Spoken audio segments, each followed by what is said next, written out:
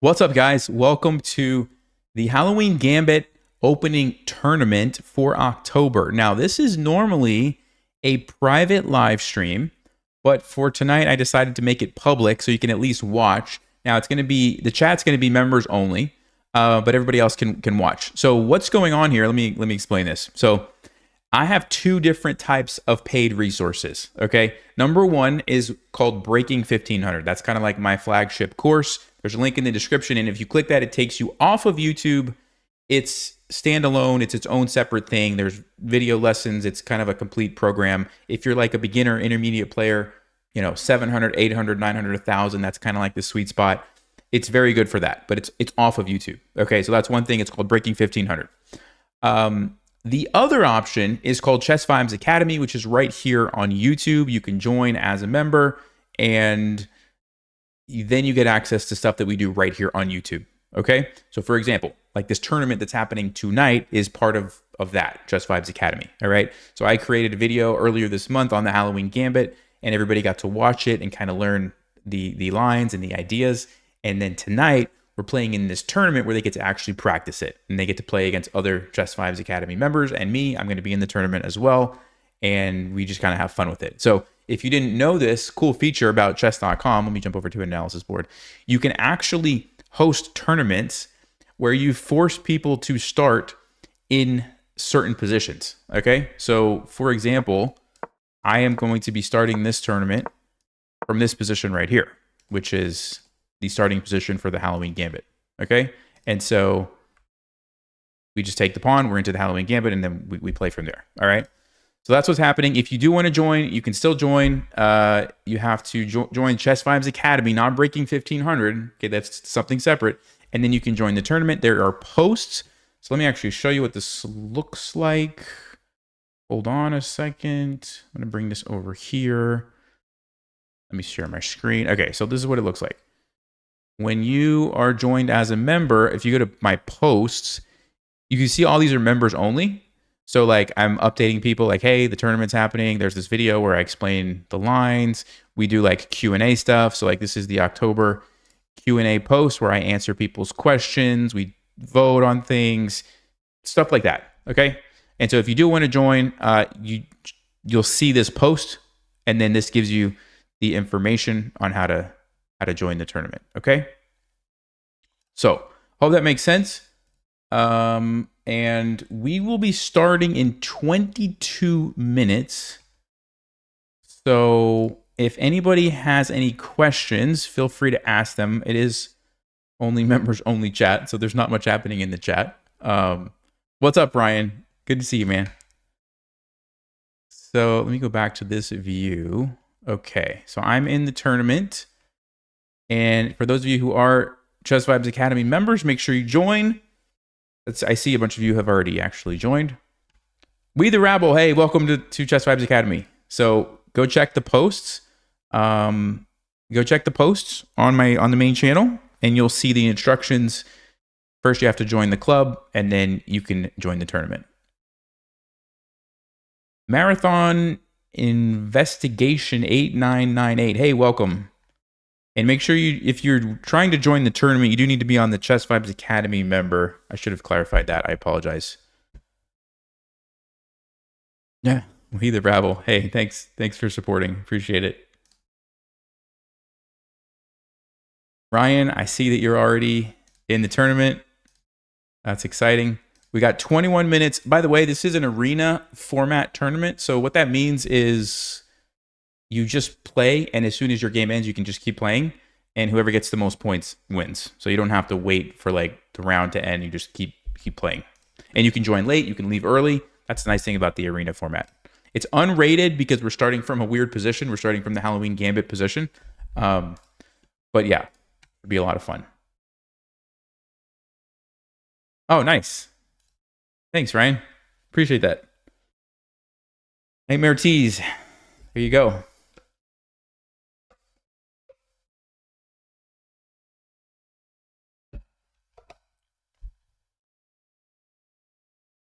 Marathon Investigation. Hey, thank you. Sorry about not clarifying that initially. So make sure you go check the posts, and then you'll see the instructions on how to join. So join the club on chess.com and then click that link and it'll take you right to the tournament page. And there should be a green join button. Make sure you click the green join button to join the tournament. Some people will go like straight to the tournament page, but then they don't see that they have to click the join. So, and I will be explaining my thought process. So for everybody who's just watching, hopefully you can still learn something. The game should be pretty exciting because we're forcing everybody to play the Halloween Gambit. So that's the fun part.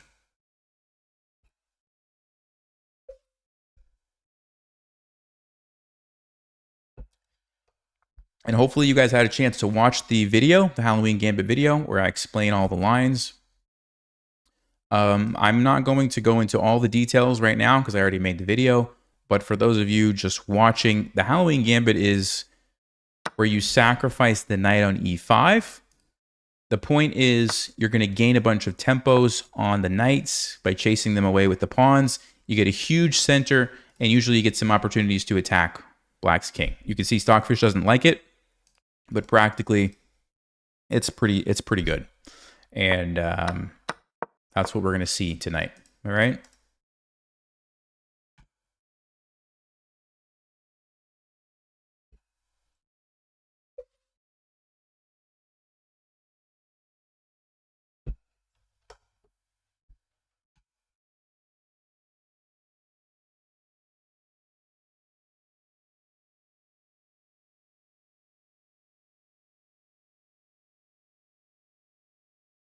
I may actually tweak the settings here.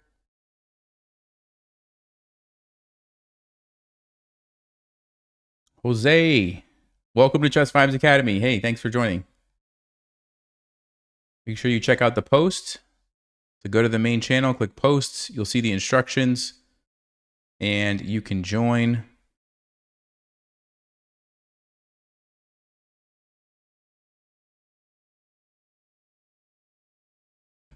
Cool. All right, let me see if I can.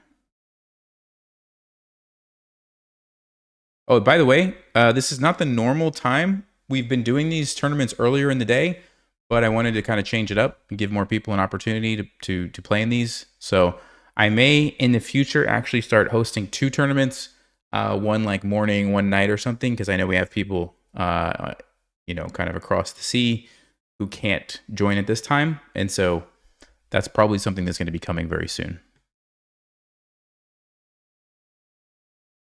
Okay. Let me see something.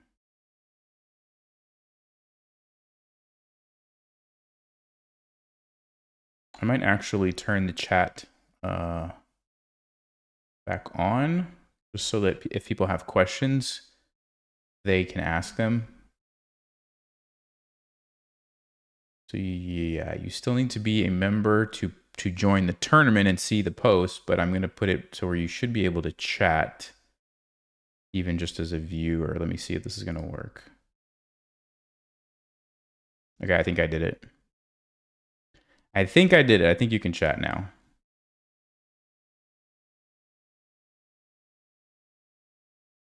If you're a subscriber. Yeah, there it is. What's up, guys? Sorry, I'm tweaking so many settings. So yeah, now you can chat, you can ask questions, and you can watch the games, commentate. 16 minutes, the tournament starts. Somebody's name is Average Joe. What's up, Average Joe?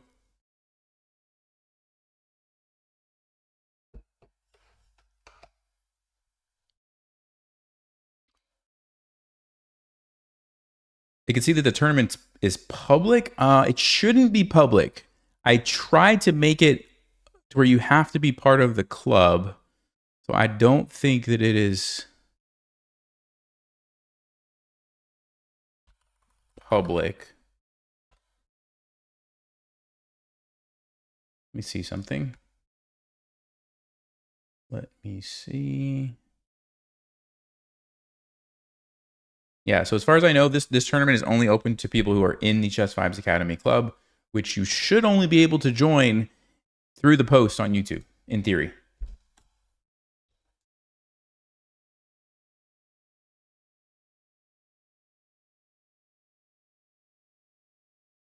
Oh, in the chat on the, okay, I see what you're saying.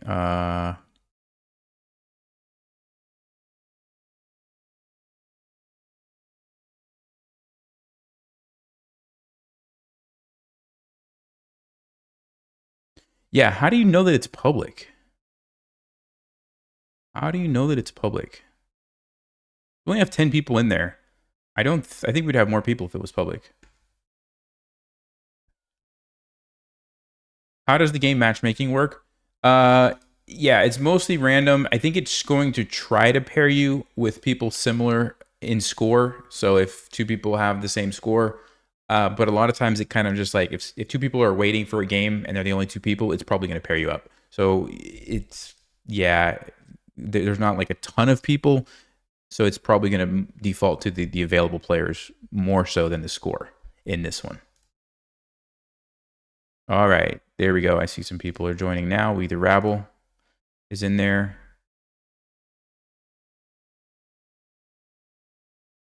Yeah, so the link to the tournament is on the post for the members to join.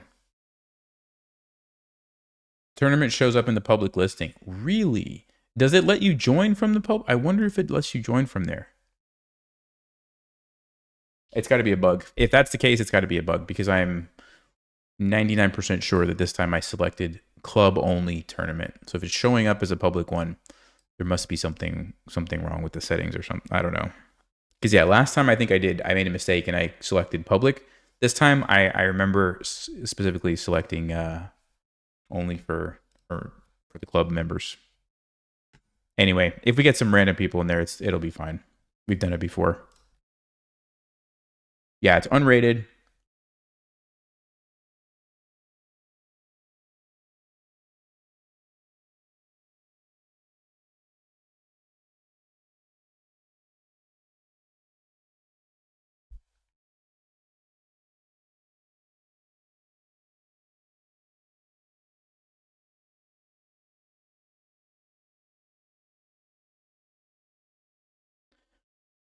Marathon investigation. It's not letting you join the game. What is your name on chess.com? Is it the same as your YouTube name or is it different? I can see if you're a member.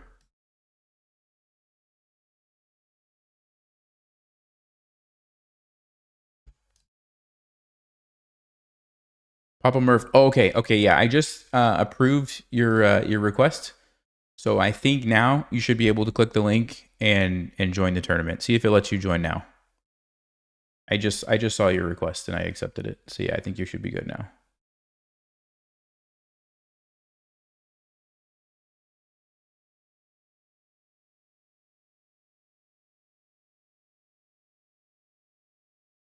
Oh, you just tested it. Nice. It's a private one. Perfect.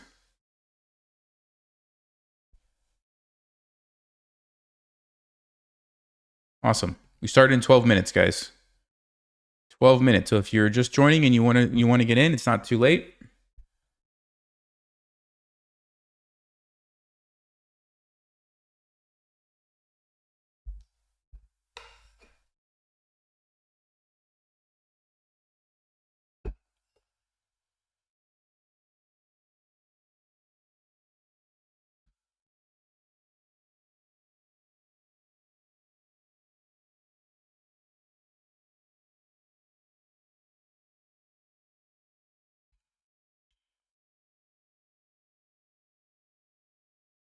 Yeah, so the steps are going to be go to the homepage, the chess.com main YouTube, the Chess Vibes main YouTube page. Click on posts. There's a post there that is going to link you to the Chess Vibes Academy Club. Click on that. And then there's another one that's going to link you to the actual tournament. Click on that and click the green join button. I know it's like 50 steps, but yeah. That's the best solution that I have right now because the way that I had it before, it was easier to join, but it was also public and then we had random people joining. So this way, yeah, there's a few more hoops, but it's a private tournament now. We've got 15 people in there so far. And we start in 10 minutes.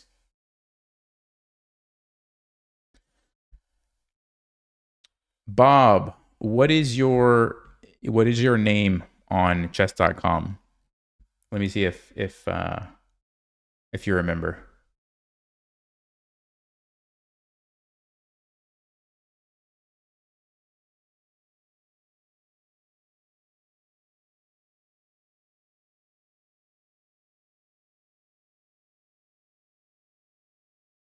So yeah, guys, this is for everybody asking who's not a member. This is just for members. So okay, Bob, first round 316. Let's see. How do I see the members? How do I see the members? Here we go. How do I?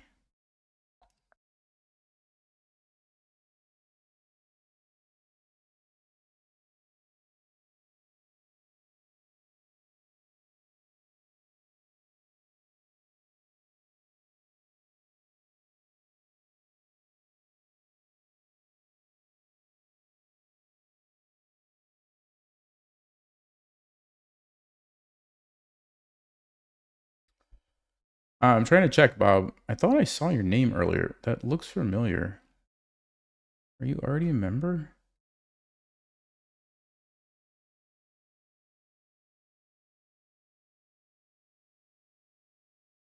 No, I guess you're not. So okay, so you need to go to the post, and then you need to join the Chess Vibes Academy Club on chess.com. So go to YouTube. Oh, you are a member. Okay, yeah, then you should be good. Then you should be able to see the tournament on there and just join it. Make sure you click the green join button.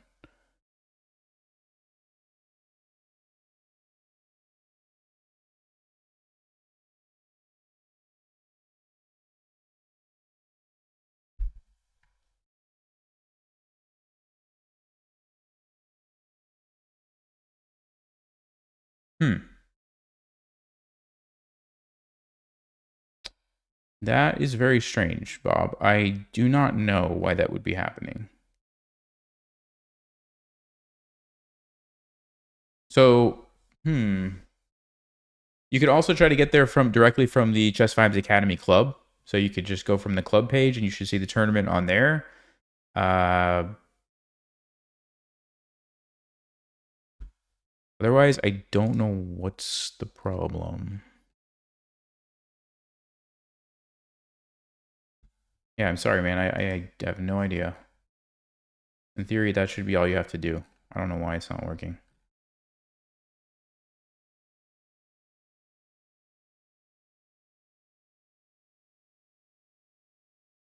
Did I teach the Halloween Gambit from Black's perspective too? That's a good question. That's a very good question. Not really. It was mostly from White's perspective. I mean, I guess technically you could take what I taught and kind of use it from Black's perspective to help you play better moves. But no, it was mostly I was focusing on White. Yeah, that's something I need to do next time. I need to like actually do it from both sides. Thank you for saying that. I'm going to try to do a better job of that in the future videos.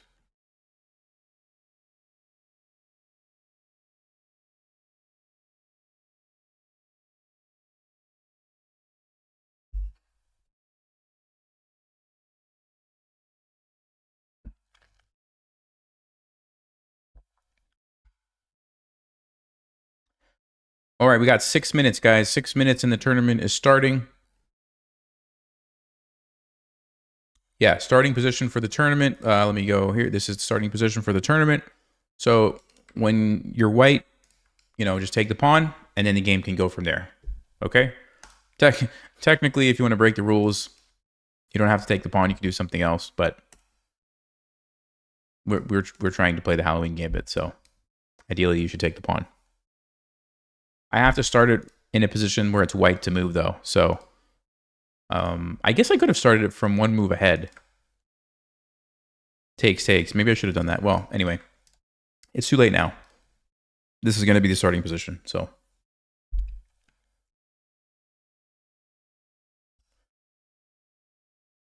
You already cooked your rice. All gambits seem to be about how you play with position versus piece lead. Yeah, I mean, there's lots of different types of gambits. So some, you're only giving up a pawn or two. Others, like this one, you're actually giving up a piece, so it's more significant.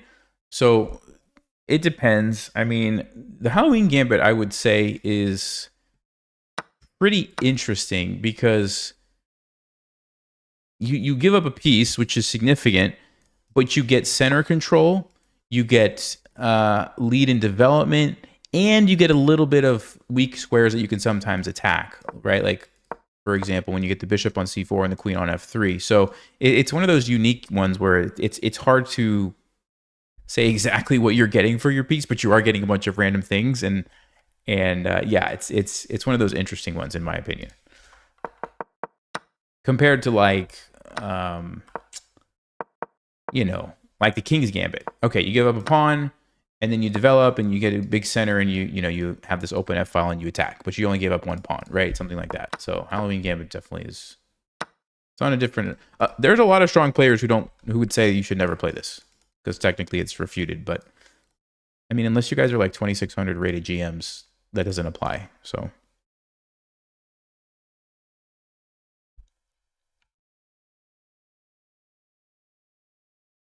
Okay, we are, let me go here. Let me see. 4 minutes. 16 people are in here. Let me go make sure that nobody else is trying to join the club.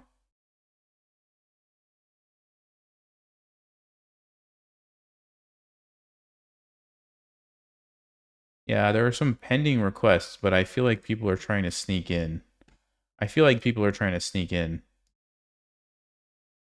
Could be wrong. At your ELO, nothing is refuted. Yeah, I mean, even at my rating, I would say nothing's refuted also. It's only like GMs generally that you can't really play stuff like this.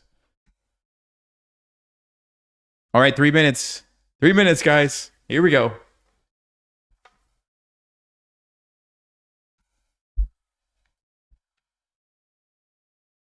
Are the games rated? No, games are not rated.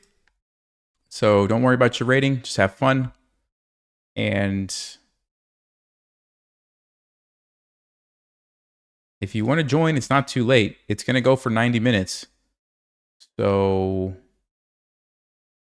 anybody watching, you have to join as a Chess Vibes Academy member and go to the YouTube posts and see all the instructions over there. And just follow that to join. Okay?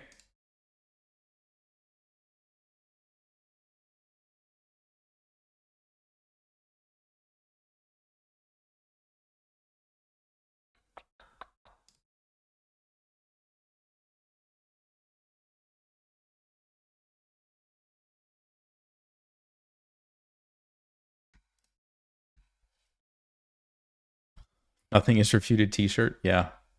It's a good idea. That's actually a good idea.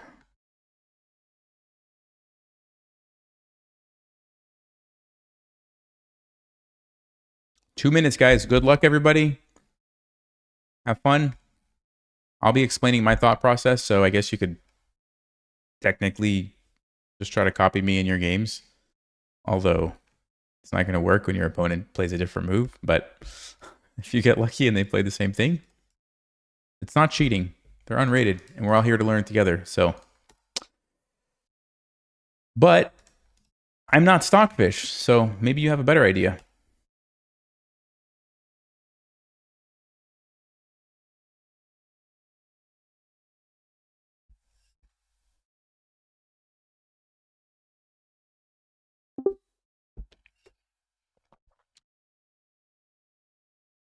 Okay, 1 minute.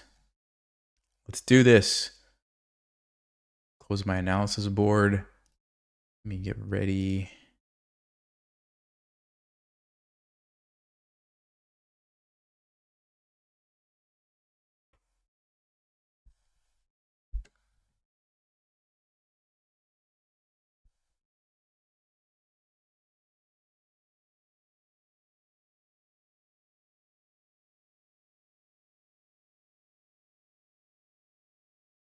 All right, 45 seconds, guys.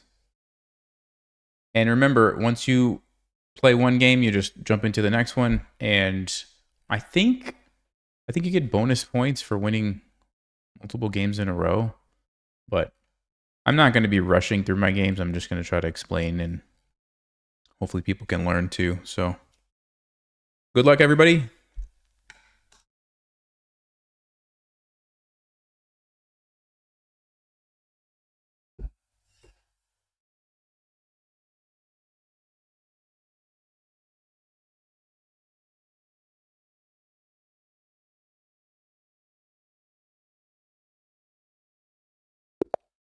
All right, Vienna Gambit.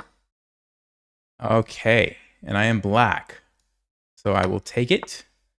They play d4, so there's two options, and this one, if I remember correctly, is the worst option. I think knight g6 is better, and the reason for that is when you go to c6, you're going to end up getting chased with this pawn anyway and wasting even more time, and so knight g6, I believe, is the better option. Now, sometimes you can like just sack the piece right back and get into a decent position, but I don't know if this is the right moment. And I like to hold on to my pieces anyway, so I think I'll just play knight g8. And you'll notice the annoying thing about this, right, is I can't go here or here because the queen. I can't go here or here because the knight. And so we go back. Okay, yeah, bishop c4 is a good move. Queen f3, threatening checkmate. So I think we have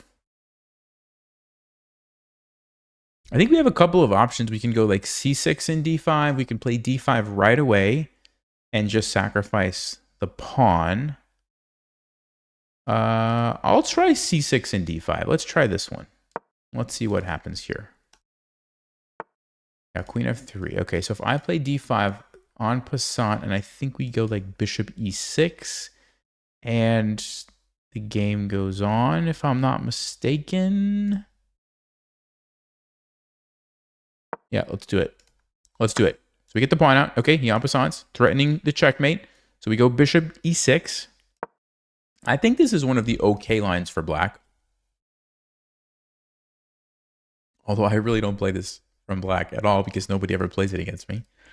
But I think we can do this and trade. This pawn we can pretty much capture whenever we want because it's kind of weak. I don't know if d5 is a move here.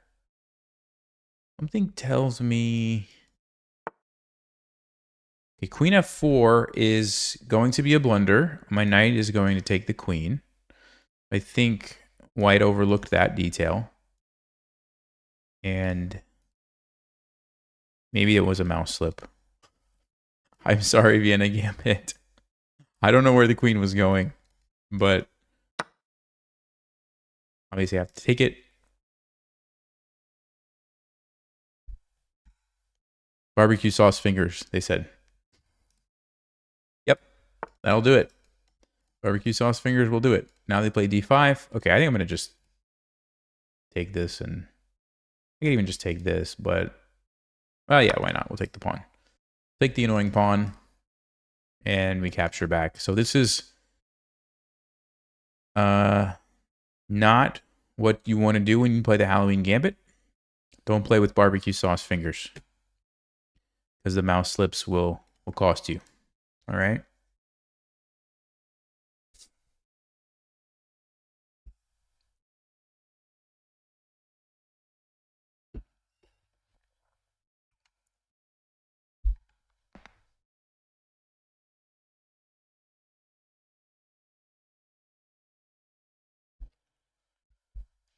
Let's see if they're going to fight on or call it a day. They are going to fight on. Okay, I'm going to trade pieces. Why?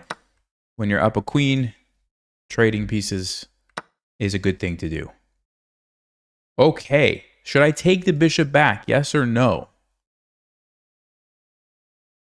The answer is no. And the reason is because if I take back, they're going to take my knight back. And I actually have this really sneaky in-between move, which forces the king to move. And now I can take back, and my knight is actually saved. So it's one of those advanced in-between move tactics that you could very easily miss if you're not paying attention. It pops up in lots of different situations where you You do something and then your opponent expects you to take back, but no, before you take back, you got to save your knight, or sometimes you can even like take a piece with your knight, throw in a cheap check, and then you finish off with what you were doing. So that was actually very instructive. I hope you guys caught that. That's a good one to keep in mind.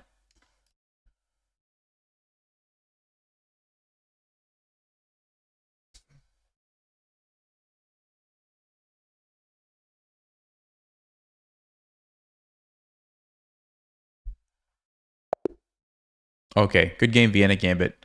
So I will click next game. And all right, we the rabble. Okay, this time we are white, so I'll take the pawn. And good luck.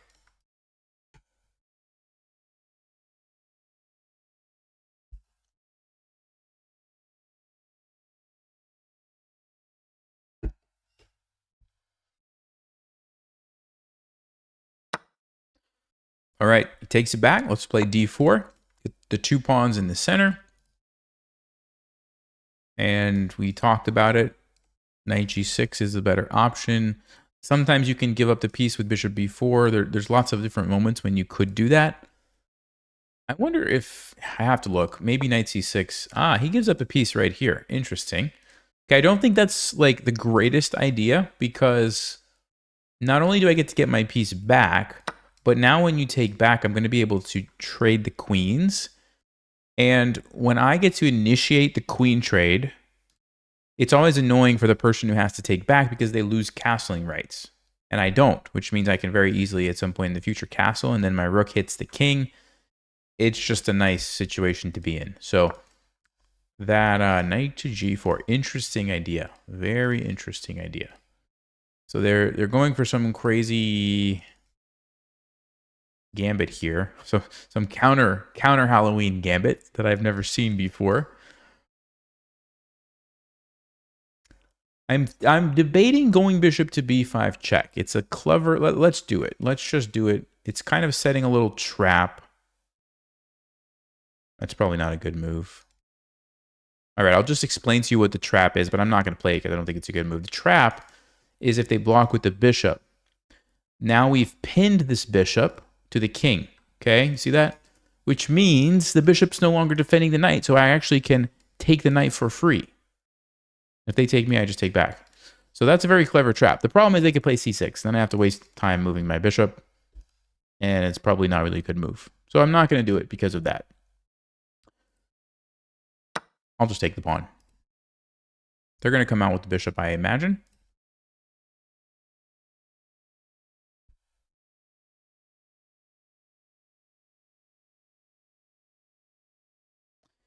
And I think... Yep.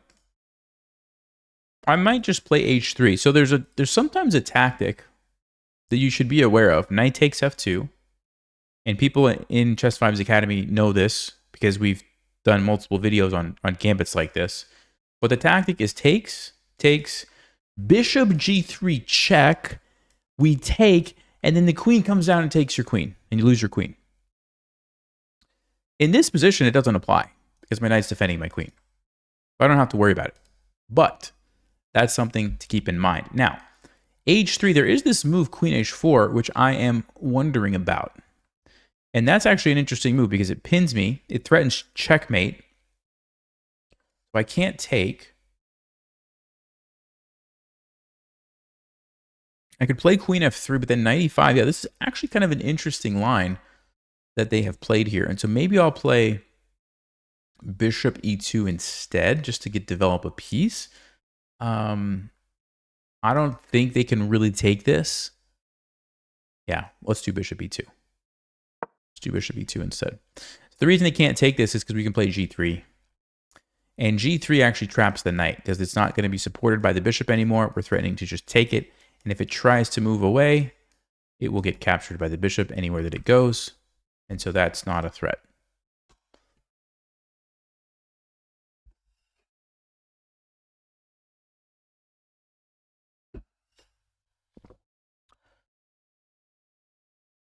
Bob, you're still trying to join? So Okay, so were you able to join the Chess Vibes Academy club on chess.com? Like, are you a member of that now? Yes or no to that question? Oh, I see your request now. I see your request now, Bob. Here we go. I'm going to accept it. It wasn't showing up before, but now I see it. Okay. I just accepted it. So, Bob, now you should be able to join the tournament. So go try again now. I just added you. Now you should be good to go. I think that was the problem. Whoa. We the rabble. Easy there, buddy. Knight takes f2. He's going for the fork. He's maybe trying to set up this tactic, but my queen is well defended. I don't have to worry about the queen. Maybe he wants to go check over here. G3. I think we're okay to take it. But I do admire the fighting spirit here. I do like it. Very nice attempt at being aggressive here. So I have to give you a thumbs up for that. I'll just give you one tip. When you're sacrificing pieces, it's important that you have enough backup, right? And it's important that you're able to actually see what the backup is going to look like. Like, what are my follow-up moves going to be? If you can't see that, you might want to be careful sacrificing those pieces, right? So I like it, but that's a key detail. And in this position, I only really see 2 follow-up moves. And so before you give up your knight, you would want to, calculate, okay, are one of these 2 moves going to do the trick and get me a winning position? If not, you might not want to do it. Okay, so I think I'm just going to play bishop f3 and block off that. There's a check here, but I could block. Check here, but I could block. So I think black is running out of pieces here, although I do admire the spirit. All right, Bob, were you able to get into the tournament now?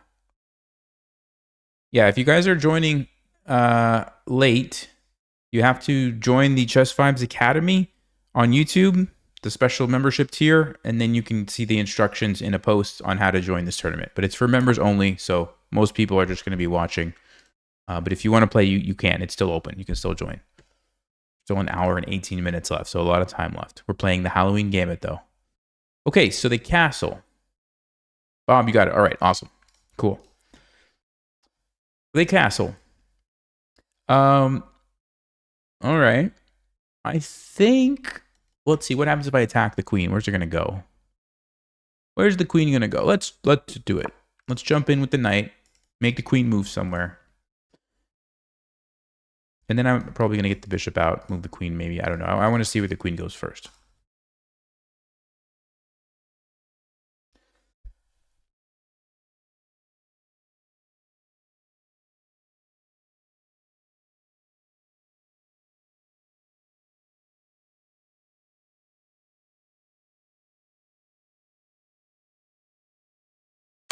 Yeah, there's still an hour and 17 minutes left. So we just started like 10 minutes ago. So there's still a lot of time left. Okay, they go with the counter check instead of saving the queen. All right, I'm going to block that. Zookeeper Gaming. Hey, sorry. I should have mentioned this. You have to join the Chess Vibes Academy tier, not the back rank. So I apologize if that was confusing. It's the Chess Vibes Academy one. So, okay, they take interesting decision for me here. If I take with the king, my knight is pretty nice, but then my king is kind of getting a little bit far out there. I think it's okay though, because black is running out of pieces. It's really only the queen at the moment. There's a check here, but I could just retreat. Other than that, my knight's super powerful, hitting all these squares, so I think it's okay. I think we can get away with this.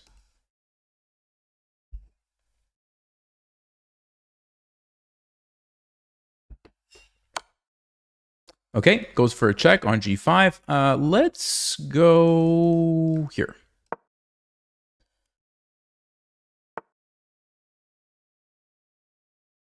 Okay, it's almost a mistake. Because look at this, guys. Knight e7 check, and then we come in for the checkmate. Do you guys see why that doesn't work? Do you see why that doesn't work? Same thing for this. There's a reason why these moves don't work. Well, if you said it's because the queen can take, you are correct. So I have a question for you guys. With this information, that I could almost go here and get a checkmate, and I would like to move my knight, but it doesn't work because the queen could take me. Does that lead you to a conclusion on what might be a powerful move for me in this position? Anybody in the chat see a powerful move for me based on what I just said? Yeah, one person sees it. Yes, yes, exactly. We play h4. Because now this is controlled, this is attacked, this is already controlled. That diagonal is no longer available for the queen. Which means once the queen moves somewhere, anywhere really, well, maybe not anywhere, but most places, 97 check will win me the game. So with that information in your mind, where is black's best move? Should be able to figure this out based on what we've already talked about. Where is black's best move? There's only one correct answer.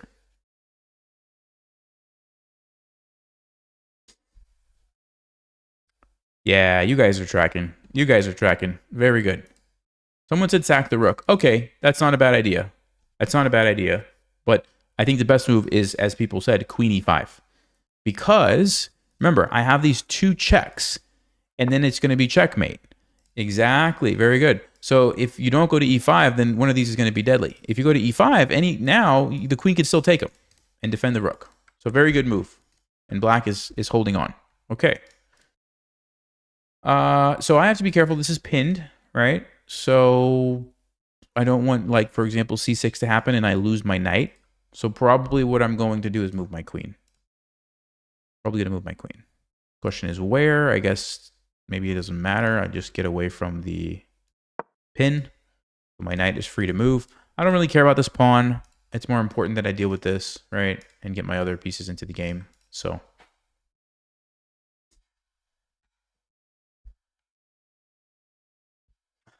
he's probably listening. Yeah, that's fine. He can listen. That's totally fine. I have no problem if he wants to.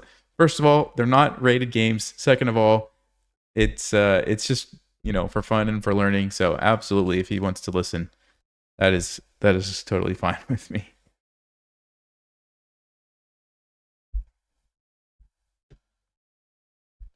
So yeah, I mean, at this point,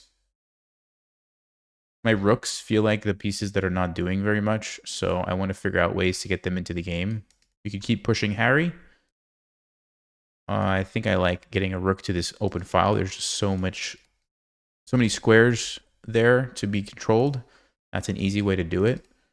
By the way, if you've ever heard rooks are good on open files and you've wondered why, I mean, just think about, like, my rook here. It's not doing anything in this direction vertically. Nothing. Here, nothing. Here, nothing. Here, boom. All of a sudden, you get all this potential, you know, control. So that's why rooks are good on open files, right? It's not rocket science, really. Yeah, I'm just going to do that. I don't even have to think about it. Just put the rook there. If they want to trade, I'm happy. Remember, I'm up a piece, so trading is good for me. Okay, c6. So we have to move our knight. The question is where? Check is interesting. We do have this. Now, it's not checkmate anymore because it's defended. It would allow me to trade a piece. Yeah, and since I want to trade pieces anyway, I think I will do that. Just to force a trade. Although king f8, it's kind of annoying. My knight's a little bit trapped. I'm going to have to go to f5 and lose a pawn, but that's okay. I'm okay losing a pawn.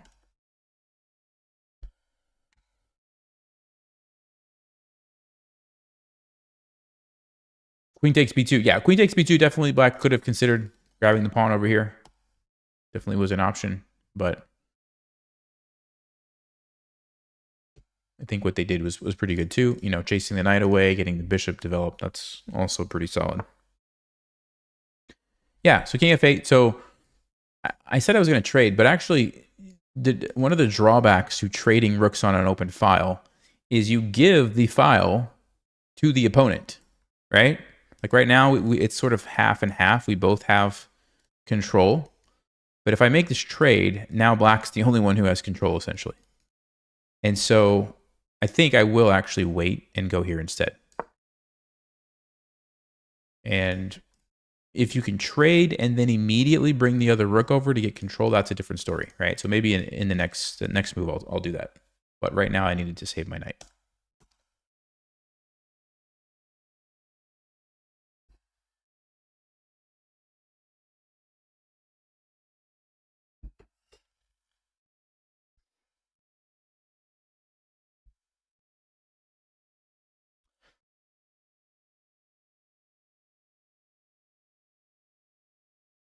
So yeah, I mean, Black's doing pretty good, all things considered. They're down a piece, but they've played pretty well apart from that.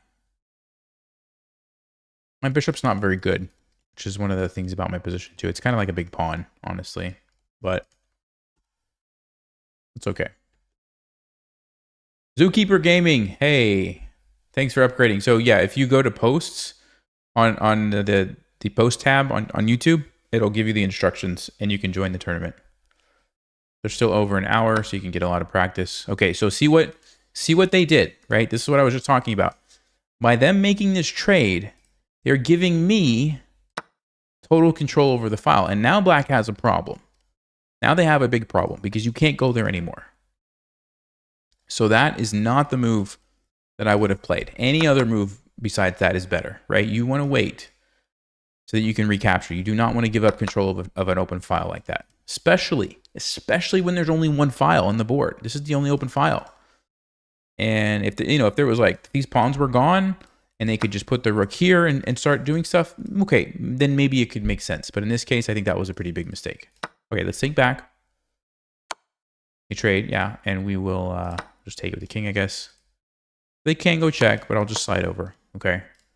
And even though they do have a file now, there's not really anywhere that their king can invade easily.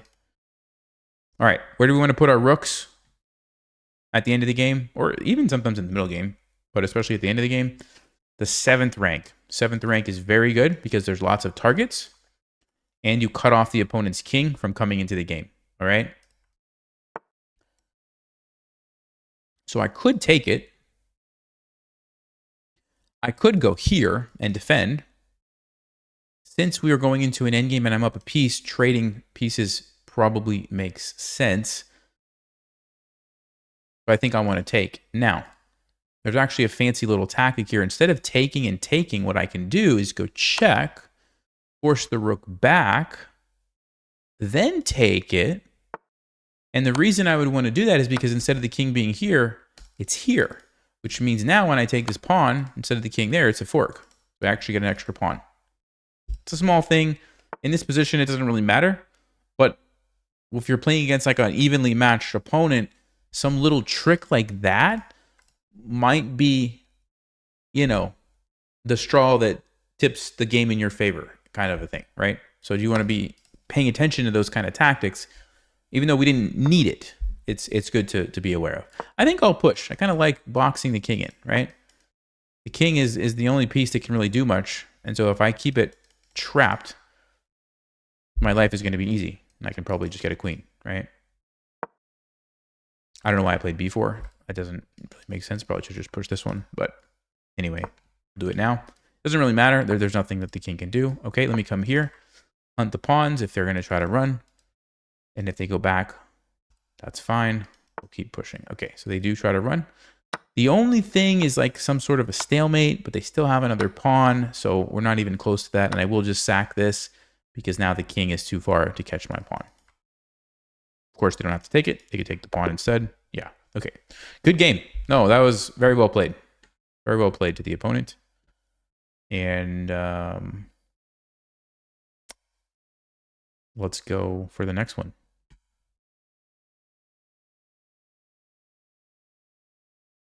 I'm in second place. Vienna Gambit is in first place, who we played in the first round. They're on a streak, 3-game winning streak. Now you get to see, oh, you weren't listening. We the Rabble wasn't listening. Hey, you played some moves that I talked about. You found some great ones. So good job. I think you'll be proud of yourself when you watch that back later. Yeah, if you're joining late and you want to join the tournament, you have to be a member of Chess5's Academy on YouTube. Join there. Then you have to go to the posts on YouTube, read the most recent post, click the link on there to join Chess5's Academy Club on chess.com. Then click on the tournament link, click the green join button at the bottom of the tournament to join the tournament, and then you'll be paired. We still have over an hour, so there's plenty of time. And we do a tournament like this every month. There's also like videos about openings. There's a Q&A post. You can ask questions. So I know that was a lot. Sorry.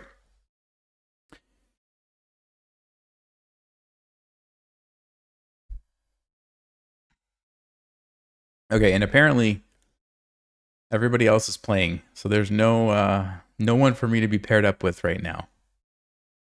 So if you're playing and you finish your game, there's a good chance you'll be paired against me.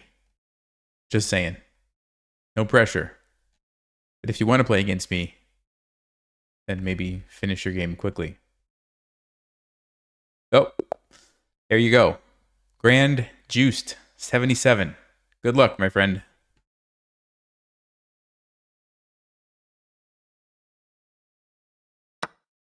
There he goes. Okay. Obviously, I will take it back. D4.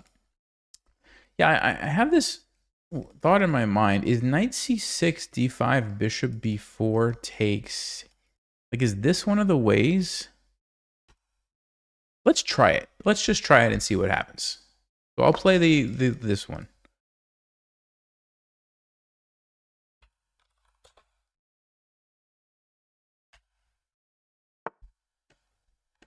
And what I'm going to do is illustrate one way, not the best way, but one way that you can play against the Halloween Gambit, where you take the piece, you move here, and then you say, okay, I'm just going to develop pieces now. Bishop b4, and put pressure on the center, and let them take the piece back.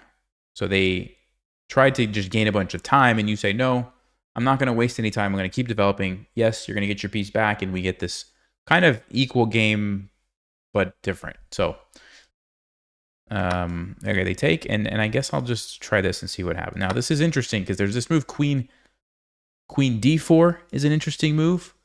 Queen G4 is an interesting move. If I'm not mistaken, there are other moves, Queen E2.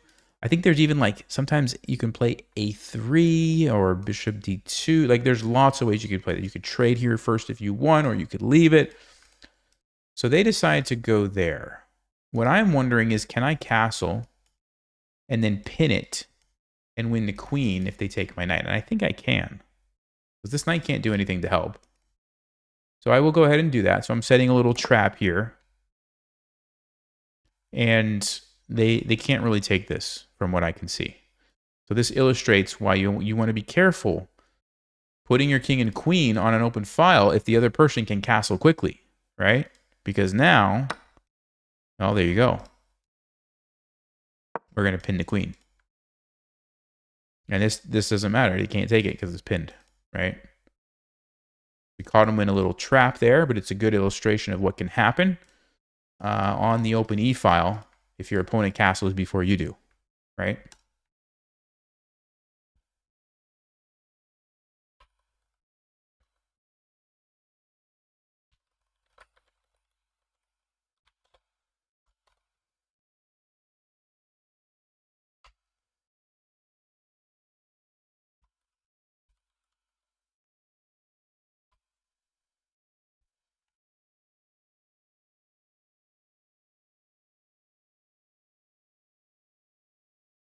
Hey, Jason. Yeah, so, okay, if you are a member, yeah, so the first thing you want to do, go to YouTube, go to the posts, read the most recent post, because I give instructions on there. There's like 2 links that you'll want to click. First one will take you to the club on chess.com. Join that. And then once you've joined, the other one will take you to the tournament, which is where we're all playing, and you can join and start jumping into the games.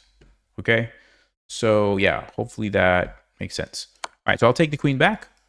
And so we lost a knight and a rook, but we got a queen. So that's a good trade for us.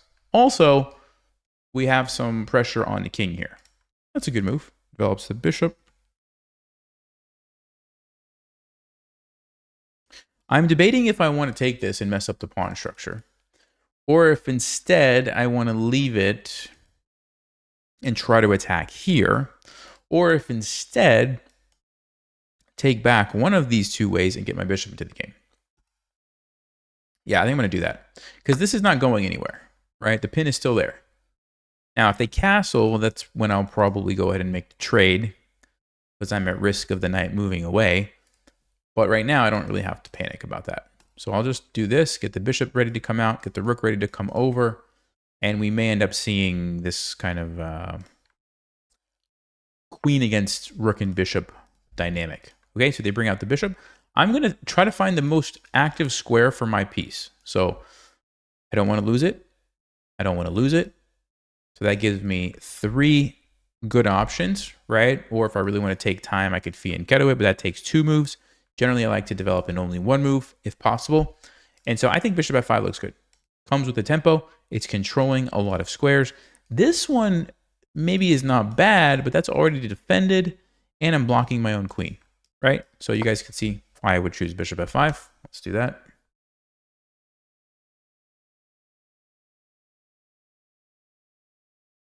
And see which way is white going to castle.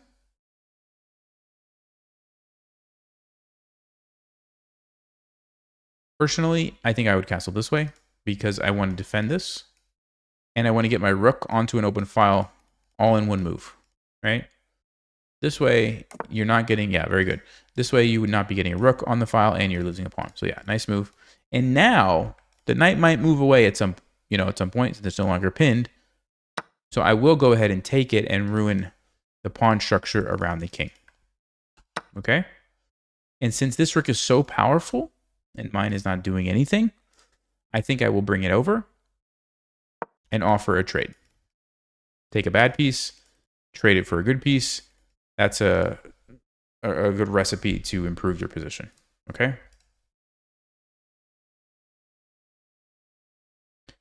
You went to the post and tried to join. It said you have to join Chess Vibes first, but you can see I'm a member. Yeah, so it's, sorry, Jason, it's really confusing. So yeah, you're already a member on YouTube. There's also a special club on chess.com, which I think is the second link in that post. Click on that. Join the club on chess.com, also called Chess Vibes Academy. I know there's like 2 Chess Vibes Academies. And then the first link should work, or you can see the tournament directly from the club. It's like so many steps. I apologize. But we had to do that because we wanted this tournament to be private and people kept joining. So, okay, I'm going to make the trade just because the queen is pretty powerful, especially against just the rook and the bishop. I think you'll be able to see its power better. And so I want to go ahead and make that trade. Let's go here, centralize, and really start to put the pressure on a lot of different areas of the board. Aaron 2525, you learn a lot. Cheers from, I don't know how to pronounce that, from Australia, somewhere in Australia. Hey, thanks a lot. I like the kangaroo. Nice. Appreciate that. Thank you. Okay, so yeah, let's kind of continue thinking about our queen and how do we put the most pressure on white's position? So when you're playing in an endgame, this might be helpful. When you're playing in an endgame queen against other pieces, the first thing that you want to scan for are the undefended pieces, right? Because obviously, I'm never going to take this with my queen, right? There's no way. I'm not going to give up my queen for a bishop. I'm never going to take this with my queen. It's defended. I'm never going to take one of these rooks because they're defending each other, right? But what the queen can do is take things that are undefended. So first things first, we identify the undefended pieces. And then if you can connect those on one point, all of a sudden you have probably a good move. And we're just attacking the weak points in the position. Now, if you don't have weak points, you might have to do something to create weak points. Maybe you position your rook somewhere and then you sacrifice your rook, or you use your rook and your queen to double attack something. Or maybe you throw your pawns forward and force your opponent to push something that creates a weakness, right? You might have to get more clever. And by the way, that's a good strategy. If you're playing with like a rook and a bishop against a queen, if you can get a configuration where all of your pieces are defending each other, Like if you imagine, for example, that maybe, you know, this rook was like sitting on d2, the king was back here, so that it's defended, and this was pushed up, so it's defended. Like if everything is defended, it's going to be hard for the queen to do anything. But in this case, since I have some targets, that's when the queen is going to be really powerful, right?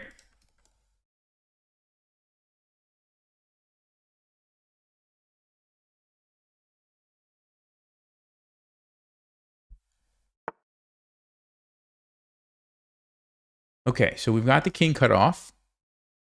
If my rook could magically get over here, that would be checkmate, right? Unfortunately, that's going to take me 1, 2, 3 moves. And while I'm busy doing that, white could probably go 1, 2, and checkmate me. Okay? So what I like to do in situations like this, particularly at the end of the game when I think my back rank is going to be weak, which I can already kind of tell is potentially going to happen, I like to play moves like h6. And why did I choose h6 instead of g6? It's an easy question, but it's worth thinking about if you don't know the answer. Why did I choose h6 instead of g6 to give my king a place to run? Because they both give my king a place to run, right? This one is much better, in my opinion. f6 would probably also be good. The reason is because this bishop, right? I don't want to play g6 because the bishop can come down and cut me off, right? This way, you can't, this bishop cannot control that square. So there's no way I'm losing this escape square for my king. There's no way. f6 is good also because I could have run towards the center, but I wasn't sure about bishop and rook coming down and attacking me. That's why I didn't do it. So this way I'm like, this is totally safe for my king. I don't have to worry about anything. Now, since my king is safe, even if a rook lands here, I don't care. I just run. Since my king is safe, now I feel more comfortable going with this plan that I talked about earlier, checkmating the king. I'm not worried about this anymore. Okay? Zookeeper awaiting acceptance. Okay, let me check. I apologize. Let me see if I can see you. Okay, Zookeeper, what's your name? Is it the same? I apologize if I missed it.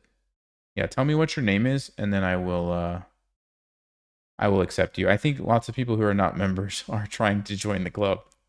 So, tell me what your name is,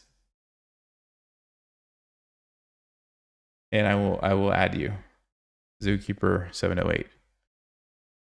Have I lost weight? Yes, I have lost weight.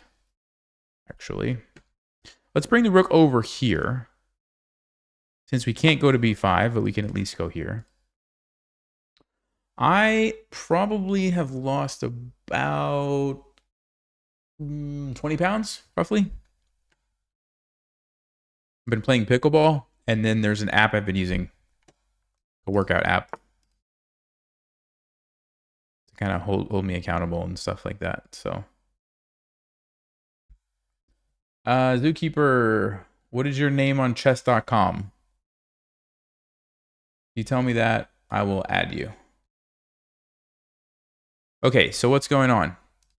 Well, the king is obviously close to being mated, but we have to figure out, can we get the rook in there? So one option would be to move the queen here, and then the rook, oh, the rook can't go there, but the rook could go here. So that's something. I guess we can also try to do this, or maybe this. I'm still not worried about what white's doing because my king is very safe. So let's go here. Yeah, I think this seems like a pretty clear plan. Also put some pressure on some other things. So we're just trying to get the pieces as close as we can to the king. White's doing a pretty good job defending, though. I will say that. Abraham 708. Okay, thanks. Okay, I see you. I see you. Yep.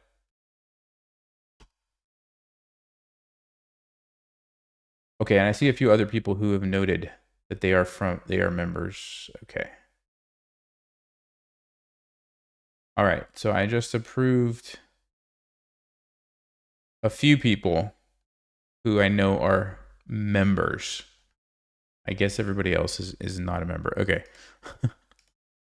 Okay, bishop. Yeah, bishop. This is good. The white is doing a very good job defending. I'm going to attack it, but if they're smart, they're going to just defend, and then I have to figure out a way to get through.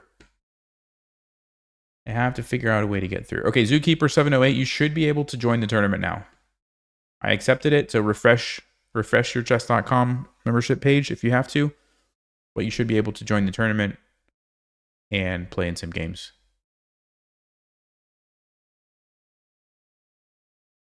Yeah, so for everybody who's just wondering, if you're just watching, that's fine, that's free, but if you want to play in the tournament on chess.com, you have to get the information, which is only for members. So, okay. So we've got this, okay? We've got this. He's going to defend it, though, with one of the rooks. I'm 90% sure. And once that happens, this is a good example of how when you have a high-value piece and everything is kind of defended, you have to figure out a way to break through, right? You have to figure out a way to break through. So what I like to do is look at all of the resources in the position that you could possibly have, right? Yeah, there you go. He defends.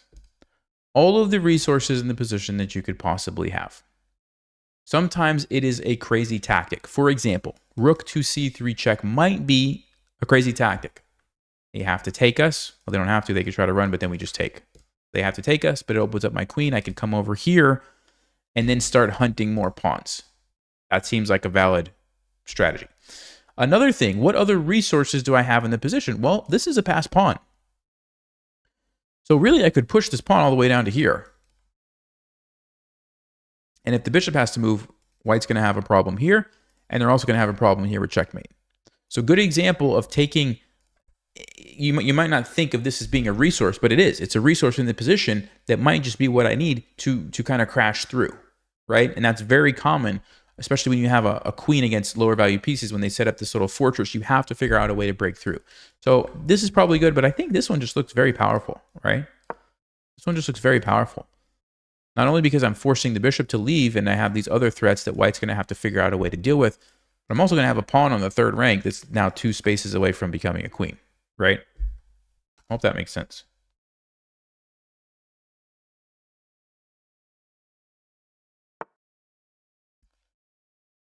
Okay, h4, let's go. And you could see how that move earlier, like, I don't have to worry about anything, because if this ever happens, like, it's fine. I just go hide, you know? Very safe place for my king. Now, if they push here, obviously I would want to deal with it. But at the moment, I'm not even worried, so I'm going to keep going. a3.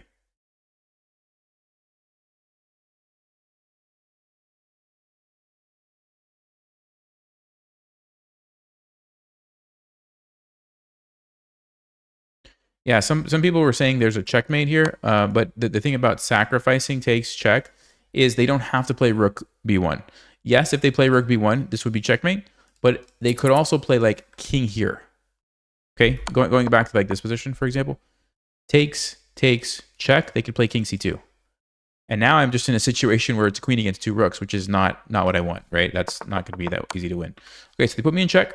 So obviously we run to our safe space, and now white has a serious problem because this is checkmate if you move it, but if you don't move it, I'm going to take it, which is also checkmate, and white's about to run out of checks. So I don't think there's much else that white can try. They did defend pretty nicely. Okay, so we have 2 options.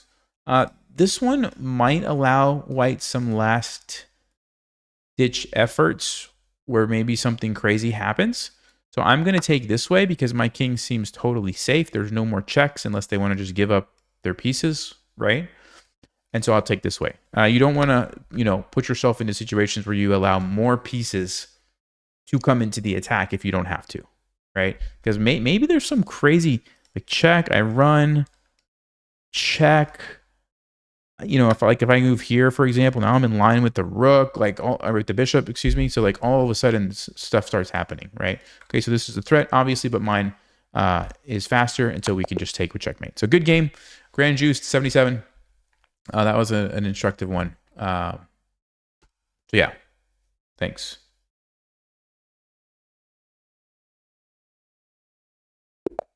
Okay, resting pieces. And we got the black pieces. We're going to be facing the Halloween Gambit. Let's take it. Let's go back this way on this game. And I will retreat.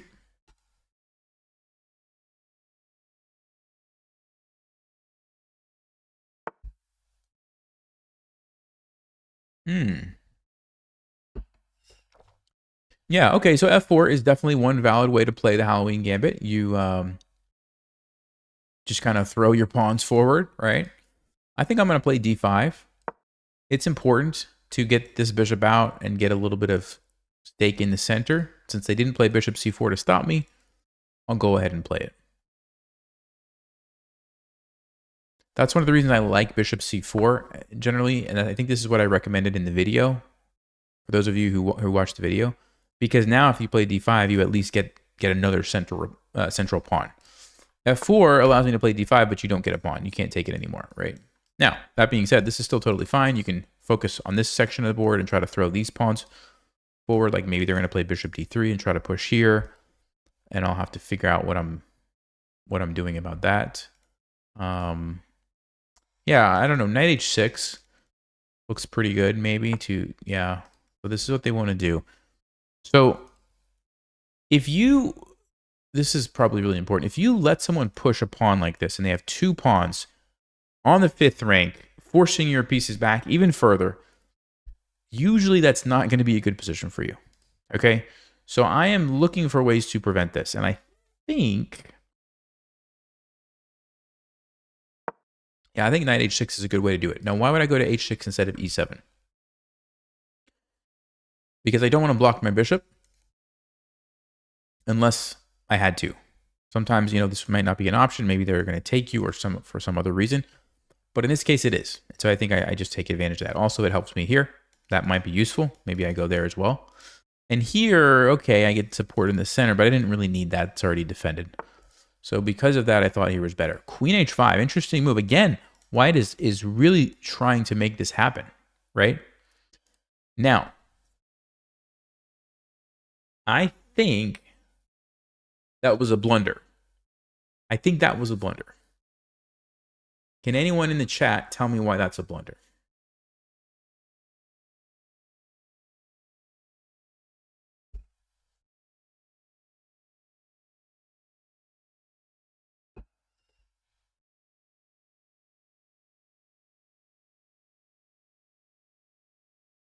Okay, so the way you want to think about this is when someone brings out a queen and you have multiple pieces that could potentially attack it, you want to think about it from, number one, the tempo gaining standpoint of like, okay, I'm going to go here and I'm going to gain some time by attacking it.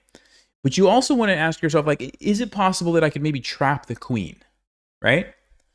And I think that if I play bishop g4, I'm very, very close to trapping the queen. Now, why would I say that? Well, I've taken away the entire diagonal now that the queen just came out on. You can't go here. You can't go here. You can't stay there. You can't take me. You can't go here. You can't go here. There's only one place you can go. Yeah, g5. But guess what? I'm not done yet. So now the question is, can we attack the queen again? Well, we could play f6. But should I do f6? Should I do f6?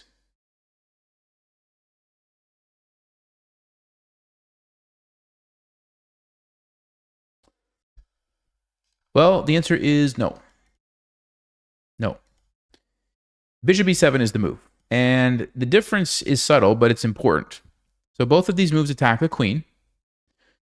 But f6 opens up this to a check, which means all of a sudden, check. And if I take back, check. And now the queen is out.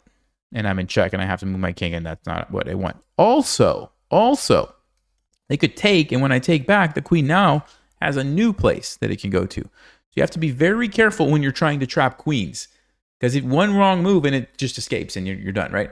But bishop e7 doesn't give that option to white. There is no capture.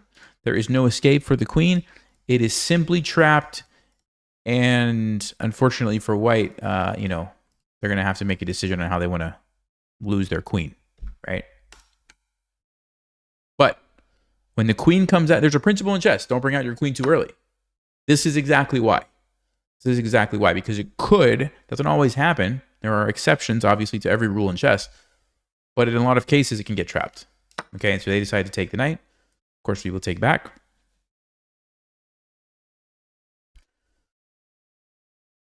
And it's beautiful how the pieces can just work together in these situations sometimes. There's some crazy queen traps, by the way.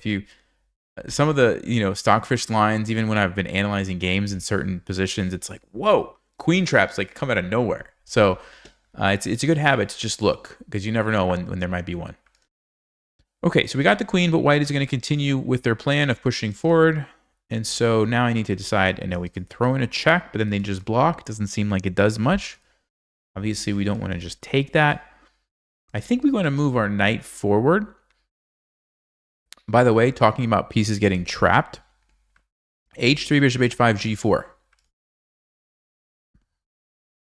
My bishop is trapped. So I think it's important that I play a move that is putting the pressure on my opponent. For example, if I would have gone to f8, I don't know, then h3, g4, and I might be losing my bishop, okay? f6. So I see a check. Okay, this is a very interesting position. Let me say a couple things. Number one, when you have a piece that is under attack and you're thinking about playing another move, you have to be careful if the other move is going to end up with your opponent making a move that attacks you again. Okay? Because what's going to happen if I take and they go, let's just say here or here, now we have a situation where I have two things that I need to deal with at the same time. Also known as a fork in chess, right? When someone forks you, they attack two things at the same time, and you'd be like, I can only move one at a time. That's why forks are so powerful. So you might think like, oh, it's check, it's a pawn, take it first, and then deal with your bishop later. Well, not exactly, because now I have two problems. I don't think I can save both of them. I could save one and lose the other, or I could save this one and lose this one. Okay? So even though it's tempting, I think the correct decision is to deal with the bishop first. That's the first thing. Okay, so maybe we play bishop b4 or bishop f8, you save the bishop. The other thing that I wanted to say is when you are ahead material, so we trapped the queen earlier, right? When you are ahead material, sometimes the best and easiest and simplest thing to do is to sacrifice a little bit back to free up your position and get into a good position. I think that's what I'm going to do right now. So yeah, bishop b4 is probably totally fine, but these pawns are kind of annoying. I'm already up a queen. I see his king is just right there. So what I'm going to do is sacrifice my bishop. Okay? And give back a little bit of material to put myself into a great position. Now it's a different story if I take here and they move, because then my queen comes out with the check. They take my knight. I go check. They go here. Rook g8, bishop h3. Yeah, that looks like it's lights out. Okay, so because of that, now I will take this. Circumstances have changed from last time we evaluated it, so we make a different decision, and we're ready to follow up with queen f6. Okay? Okay, so he runs there. Let's take the pawn, and we just, try to attack the king. We should be able to get checkmate pretty soon here.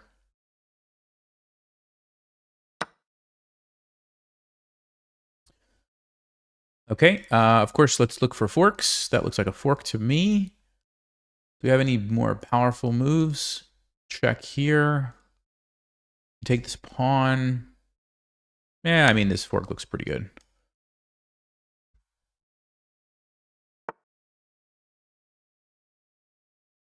Okay, take the knight. We're still hunting the king. All right. So when your queen is attacking someone's king, you want to look for checkmates. That's the first thing that goes to my mind.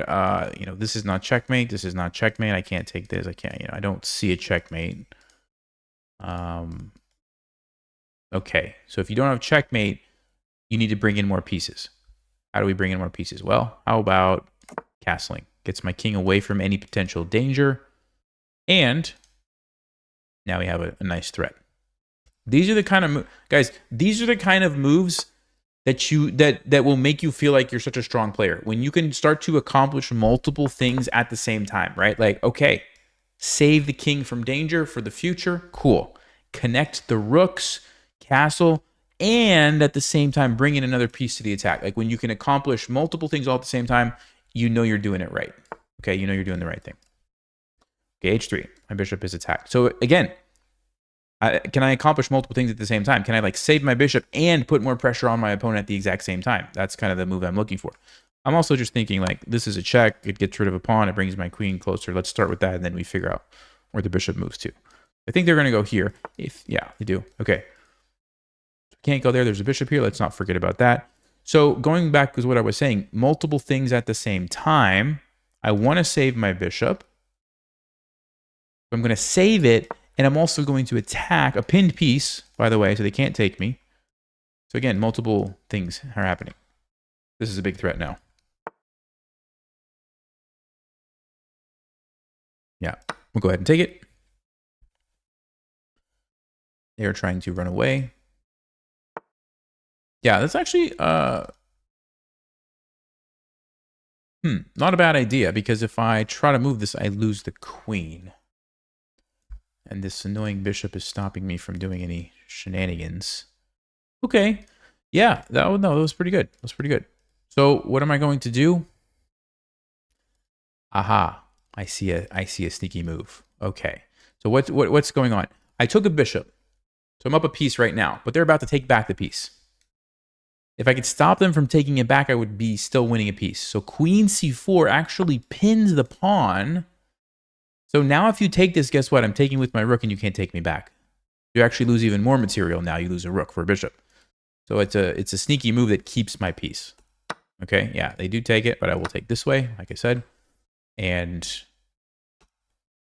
also clears the way for the other rook to come over, creating a battery, and then we can do things like this. All right?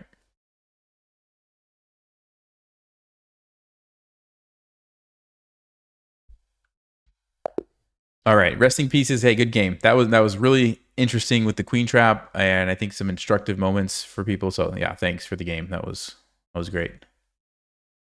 All right, let's do another one. Okay, we're white. PHP Havoc. All right, Halloween Gambit. Here we go. We take it. Yeah. No, I like what you did. It was a good try. Just have to be careful bringing the queen like right next to a bunch of other pieces. That's when you have to just be a little careful. Okay, so they go back. Let's go with the normal move here. Push forward first. Remember, the knight has no options, so it has to go back.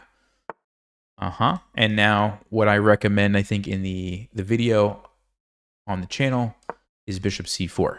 I really like this plan of bishop c4, queen f3, because it's very annoying, very difficult for players to deal with if they don't know what they're doing. Yeah, c6 I think is one of the best moves, and maybe against c6 we should go queen e2. I have some memories in my mind of Eric Rosen explaining this to me. He's a Halloween Gambit. He knows probably more than I do about the Halloween Gambit. Not probably. I'm sure he does. But I'm pretty sure he told me queen e2 is the move. Yeah, so why do we change? Because black wants to play d5, and we want to be able to respond to d5 by capturing here with a check and cause black some problems. So that's why we change our plan a little bit.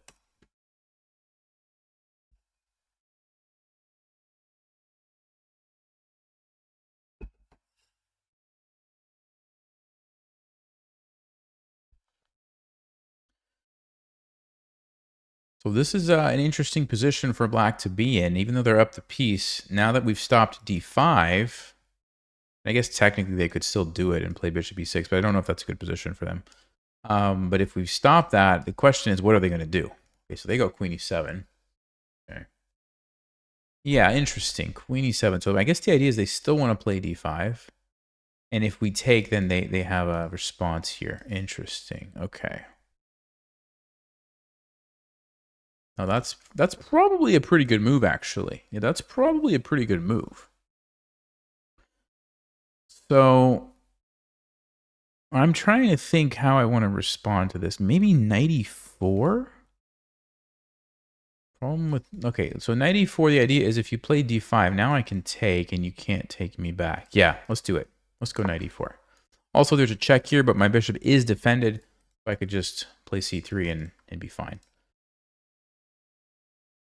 So, like, what I'm trying to do, guys, is if we can stop d5, if we can stop this pawn from moving forward, black is going to have a very tough time developing their pieces, right? You can't go here to get this knight out. You can't go here because your queen's there. You can't move this bishop. So ideally, you'd want to get this bishop out. That's kind of the next piece, but you can't if you can't move this pawn. So that's why I'm really focusing on this. And we're going to keep black kind of jammed up, and they just can't do a lot.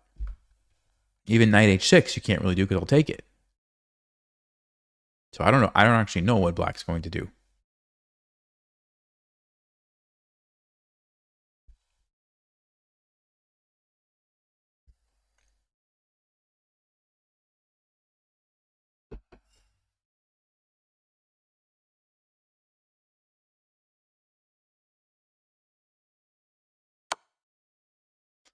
Okay, they do go for the check, which is almost a nice move. But I already talked about it. It's already defended.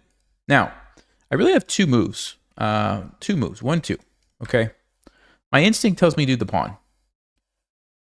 But bishop d2 is interesting because then we can actually sacrifice this pawn, let them take it, then castle. But then we're losing too many pawns, I think. I don't want to lose all my pawns. So I'm going to play c3. Just keep everything nice and solid. Look at that beautiful pawn chain. I mean, if we get this over here, little Christmas tree action, you gotta just like that. Also, it comes with tempo, right? Tempo. Black has to waste time moving their queen again. And we just keep solidifying our position. f4, g3, h4.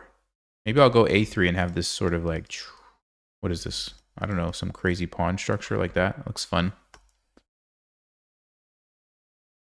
Flying V. Yes, exactly. Flying V. There we go. There we go. The flying V. I love it.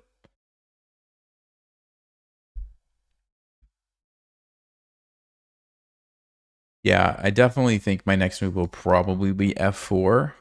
The only other thing... Okay, they go here. So yeah, we could consider b4. I don't think we really need to attack the queen there. Like, that doesn't gain us a lot. f4 looks very good. You know, we should probably at least consider knight check. Why? Because, for example, if they have to move the king, that's a killer. Knight takes f7, it's a nice fork. If they take me and I take back check, that's not so good for me because I don't have a follow-up. This is not checkmate, it's defended. Yeah, I don't think it works. All right, but it was worth considering. So yeah, probably f4 looks pretty good. Threatening f5, just supporting everything in the center. Let's do it. Let's do it. No, realistically, I'm probably not going to play g3 because I don't think we need a pawn there. It's going to be more valuable, like to castle, maybe just play f5 straight away and blow open the king. But this illustrates like one of the things about the Halloween Gambit that's really annoying for black is if you can set up your pawns in a way like this, it's really hard to break them down, right? They just control all the center. And black's position is so cramped that you can very easily find yourself in a rough situation, right? One of the reasons why the Halloween Gambit is fun.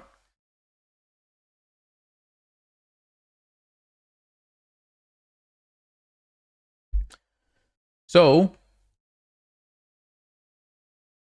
I don't know what black's going to do, to be honest with you. I really don't. I guess... Okay, they go for knight e7, okay. So this... It's not a big deal. Oh, I see a good move. I see a good move. Okay, do you guys see a good move? You see a good move?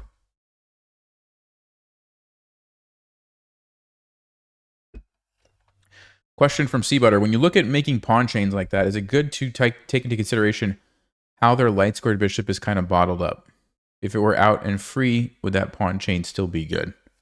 Yeah, that definitely... You know, you want to think about that. This pawn chain is probably still fine. But yes, you know, you might want to think about like if there's a bishop that could somehow slice through and maybe you change.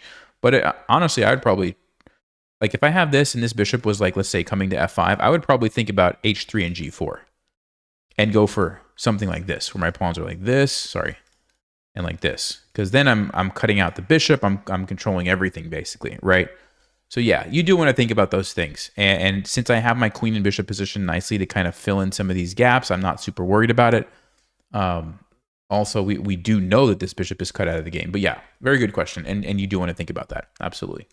Okay, did you guys find the move? Yes. So we have this beautiful check. And then it's going to force the king almost checkmate. You have one square, almost a smothered checkmate. I'm almost tempted to like chase the queen and hope it goes back here just for the beautiful checkmate. But that's playing hope chess, right? It's playing hope chess. And so instead of that, oh, we can even sacrifice check. Check.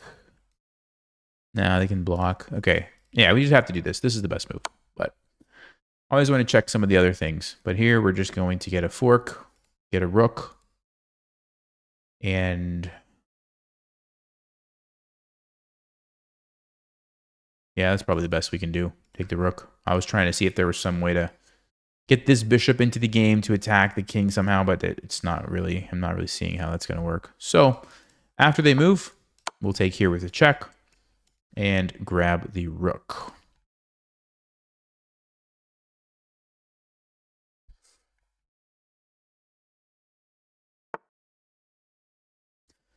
Okay, they go over there. Let's take the rook. Don't see any reason to not at this point. And we still keep our nice pawns here. We don't lose that. Yeah, so I'm probably going to castle. And it's partly to get my king to safety, but it's also to support this pawn and get ready to push forward. Do I have anything better? You know, we talk about queen traps. Like, this queen is almost trapped, guys. Like, play a4. Ooh, I have to do it. I have to do it, guys. This is such a sneaky queen trap. Okay, let's do it. Look at this. a4. I'm assuming that my opponent is not watching the stream, which is probably a bad assumption. They probably are, but I'm going to tell them my plan. b4, you have to move your queen here. a5, and your queen is trapped by the flying v. Your queen is trapped by the flying v. How do you like that? How do you like that? That's amazing, actually. Question is, how can they stop it? Even knowing that it's coming, it's not that easy. Yeah, that doesn't work. I'm still going to trap it. I'm just going to ignore this. I mean, I could take it and pull the king out. But then the queen's going to escape, right? I don't want the queen to escape. Have to go here. a5. What is this? Is this the second game in a row that we had a queen trap? That's fascinating. What are the odds? What are the odds? That's wild, guys. Man. Yeah, it's getting trapped again. By the way, this is really important. So when you are, because sometimes this happens with bishops too. Somebody will bring out their bishop and then they'll bring it back. And you're thinking about like, well, maybe I'll trap their bishop. What a lot of people do, and they don't realize this, they'll play b4 first. The queen will move or the bishop will, and then they'll play a4, getting ready to trap it. The problem with that is it's so obvious what you're doing. It's literally like the most obvious thing in the world. Oh, they want to trap my bishop or my queen. And then they like play a move and give themselves an escape square. What I did is you play a4 first, and they're like, what is this? What is he doing? Why did he do that? It looks like a random move. People are like, I don't know what's going on.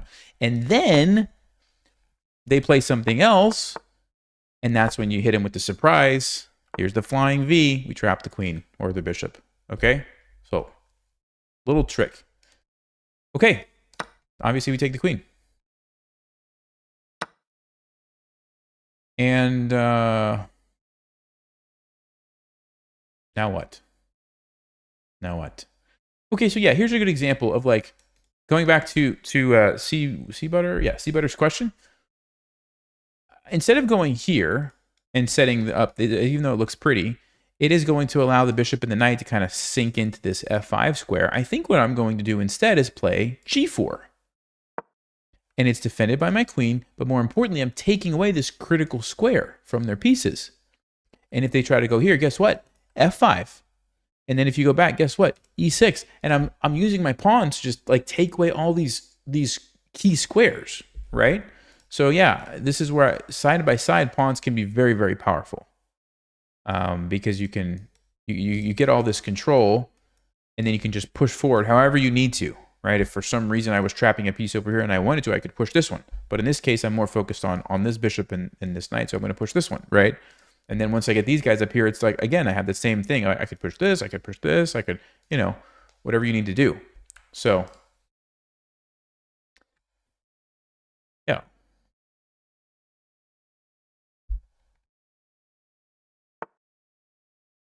Okay, g6. So, I guess, yeah, that's a pretty good move. They stopped me. That's a good move. That's a good move. What I'm thinking of is, can I get to the king? So like probably b5 is a good move. We need to open up files and diagonals. We have rooks, we have bishops. Rooks and bishops need files and diagonals to be effective. And so b5, forcing some trades over here, starting to clear something by the king seems like a good strategy.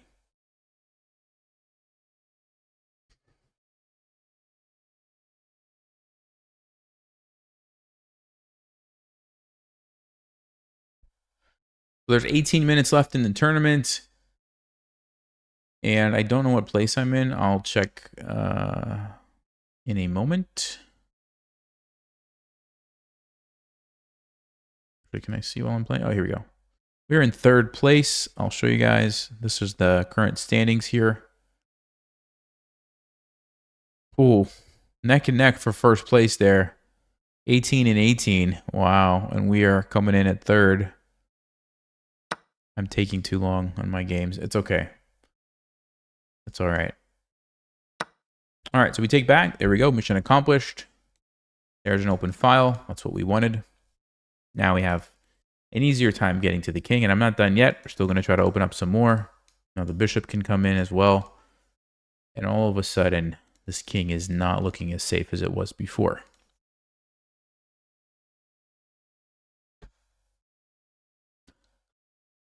Can't win my own tournaments. Yeah.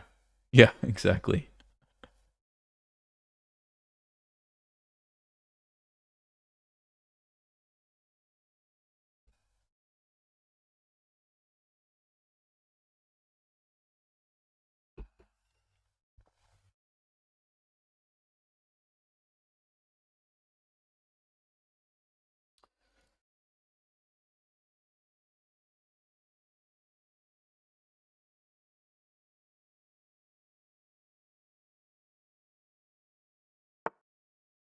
Oh, okay. Was not expecting that one. King b6. Wow. No fear. I have no fear. Okay.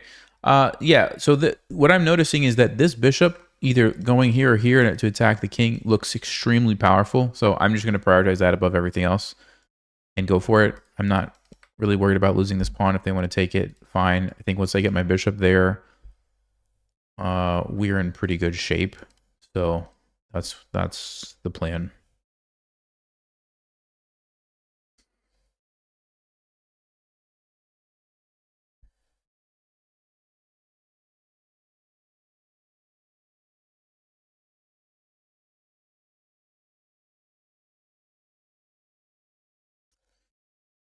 We might castle if we need more pieces. We have another rook, but looks like our opponent might be running out of time here before we get a chance to checkmate. Okay, I'm going to go in with the check.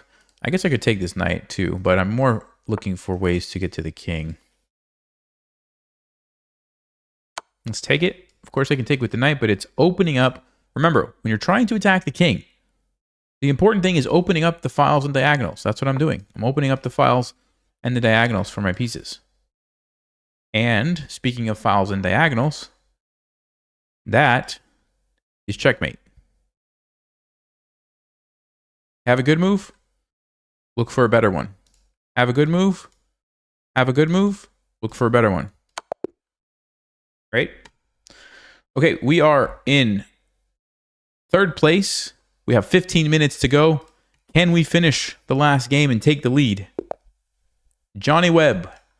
We've got the black pieces. I will capture this back. I will move here. I will go back. Interesting.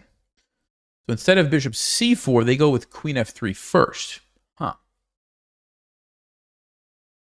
Okay. That's not bad. I'm going to play d5. This is normally the move that you want to consider. Now, they can take with the knight or the queen, but I think it's really important that we get this out. So let's do it.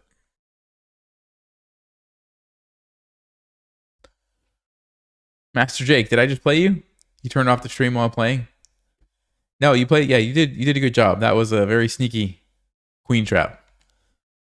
So don't feel bad. That one, I think a lot of people would have fallen for that.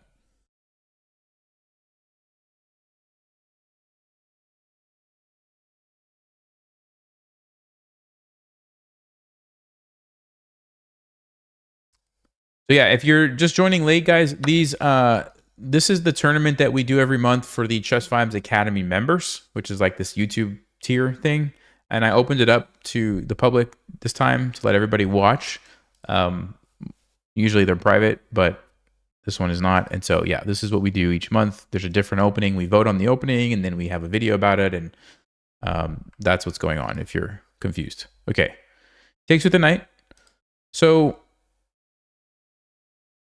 again, it's like, okay, I want to develop. What realistically can I develop, right? Well, this knight, not really here. Probably don't want to go there. I could go here. That's not out of the question.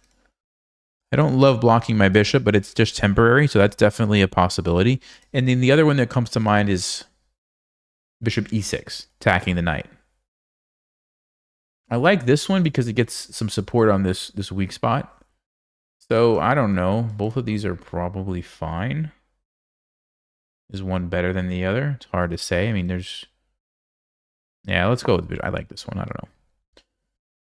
Seems pretty good. And then we can figure out what we're doing with the knight next.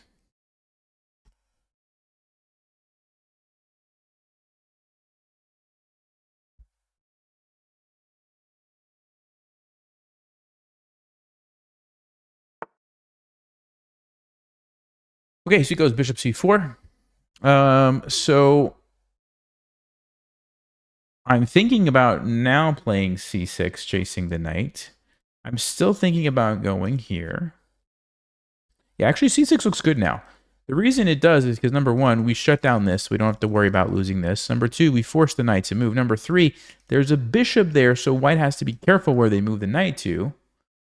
All of those things, yeah, make me think c6 is a good move here.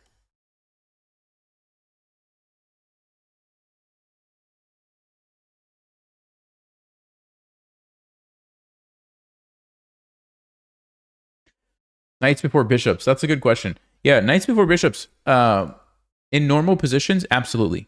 This is not a normal position. Now, that being said, maybe this is still a fine move. I don't know. But when you start getting into these sort of unique gambit, crazy opening, different, not the normal stuff, sometimes there are exceptions to those rules, right? And principles. And that's why I was leaning toward in this position. I could be wrong. We can see what Stockfish says after. But I was just leaning towards like, let's just get this dealt with right away and you know, go from there.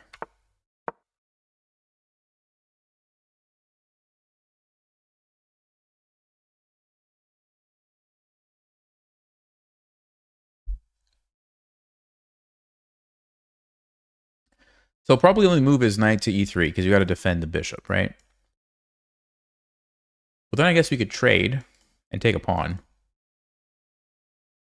Knight to d6 check. We just take it. We got it covered. Yeah, I think we're doing well. I think we're doing well. And it goes back to like when in the video where I taught this for members, I recommended to move bishop c4 right away. And the nice thing about bishop c4 right away is on d5, when you take it, now you have a bishop sitting there instead of a knight. That's a little bit more dangerous because now moves like bishop e6, you're going to be losing more pawns. So I think it's really important that you get that bishop to c4 right away. We've seen lots of different options, right? People have tried f4. We've seen queen f3, but I really think bishop c4 right away is a way to go. Ooh, oh, bishop g5. Wow. Okay.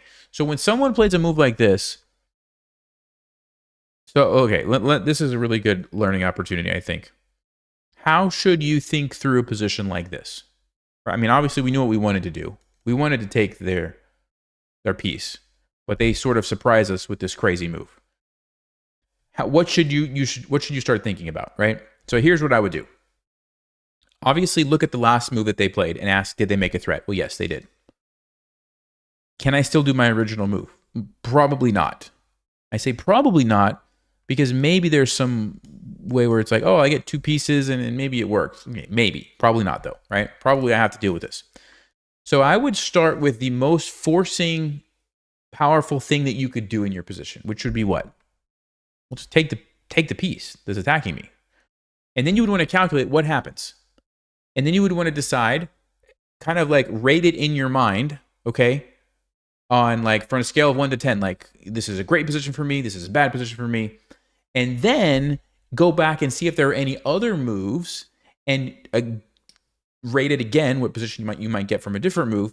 And once you do that for all of the potential moves in the position, you should kind of come to the conclusion of like, okay, I checked this one and I rated it like an 8 out of 10, and this position was like a 5 out of 10, and this position was like a -5, and then, okay, we'll go with the 8 out of 10, right? That's like how strong players calculate complex positions like this. Now, obviously, they do it very quickly, and they don't miss moves. So a lot of beginners will just miss moves, right? They'll just fail to consider certain things, right? But this is a good example. So let's just start. Option number 1. We take the bishop. Cool, we got a free piece. Aha, they're setting me up for a fork. Okay, I move my king, only move. They take my rook, or maybe they take here. Wow, so now we really have to think through this, right? Let's say my king is here. I could have also gone to d7, but let's just for now say it's here.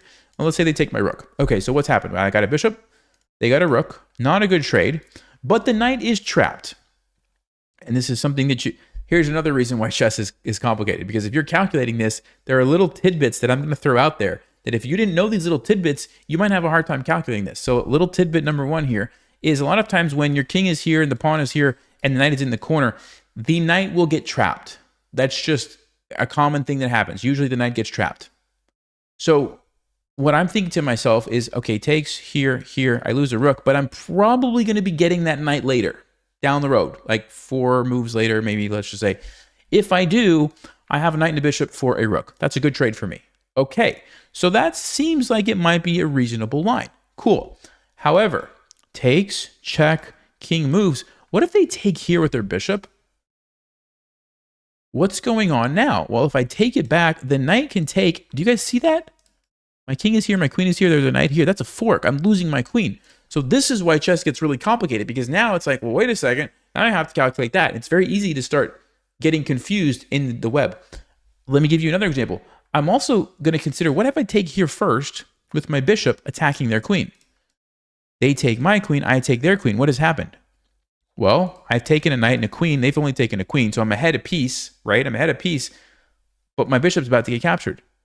But wait, their bishop's about to get... Okay, so I am up a piece. Cool. I like being up a piece. In fact, I'd rather be up a piece than have 2 pieces for a rook, which is what we probably saw in the other line. But wait a second. We also might could play queen a5 check, which is a totally different move. And maybe that's even better, because queen a5 check, let's just say they play c3. Oh, then I take a piece. Thank you very much. But wait, if we play queen a5 check, they might play bishop to d2. Okay, bishop to d2. Now I have to calculate again what's happening. My queen is under attack, but then this is happening. Again, I'm back to the same thing of like, well, maybe I play bishop takes d5 and I attack here. And again, but what happens if they take me? So do you guys see how this works? This is what grandmasters do, but obviously better than me. right? Like I'll do it better than a 1,000 rated player. A Grandmaster does it better than me. Magnus Carlsen does it better than most Grandmasters. Stockfish does it better than Magnus Carlsen. You don't miss details. You consider every option. You do it quickly and don't lose, use all your time. And then you come to the conclusion that like, okay, all things considered, this is the best move. And by the way, we haven't even considered everything. Like there's moves like F6 that I haven't considered yet. Just blocking the bishop and keeping the pressure here. That might be worth considering. Like F6 takes, and then we take here. And then this captures, and then they're threatening a queen, and they're threatening this, and then like we take here, and then they probably take here and get a queen. I mean, who knows what's going on? Actually, that's maybe not that good because our knight is defending, so we could take the queen. Like this position is actually mind-bogglingly complicated, believe it or not. So all that to say, what am I going to play? The line where I won a piece, I think I liked, okay? So I'm pretty sure it was bishop takes d5. They don't have a lot of options because if they try to take me back, I'm just going to take and I'm happy. Okay, so really the only move I think that we have to think about here is taking here. I take back, I'm up a piece, and both bishops are hanging. So if they save their bishop, I'll save my bishop. If they take my bishop, I'll take their bishop. So that's relatively straightforward. So what you can do when you're calculating this, even if it's super complicated like we saw, if you find a really good line, like I think I just found one, and you say, okay, I found this line, I think I'm going to be up a piece, you don't necessarily have to calculate everything. Like, yeah, if you can, and you can navigate all the complexities, great, do it. But if not, play the line that wins you a piece and just be happy. Okay, that's what I'm going to do. That was a super long... I thought for 6.5 minutes on that position. But I think that was such an interesting move by our opponent. And I think that that is what you need to get really good at to be good at chess. Like being able to, okay, this is what's going on, prioritize what's most important, not miss little details, right? Because if you just miss a move, like, oops, forgot about that move, like that's what makes you lose. But being able to do that is that's the most important skill in chess, I think. Calculating positions like that accurately.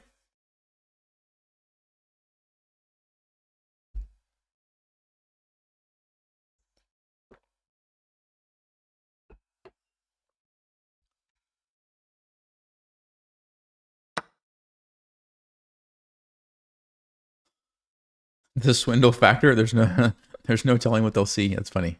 Okay. So this is exactly what we calculated. He takes me, I take him, right? We ended up winning a piece. Cool. So now we're up 2 pieces and we have a nice and, relatively straightforward position. Okay, they defend. I don't have a ton of time, so I'm going to kind of think quickly.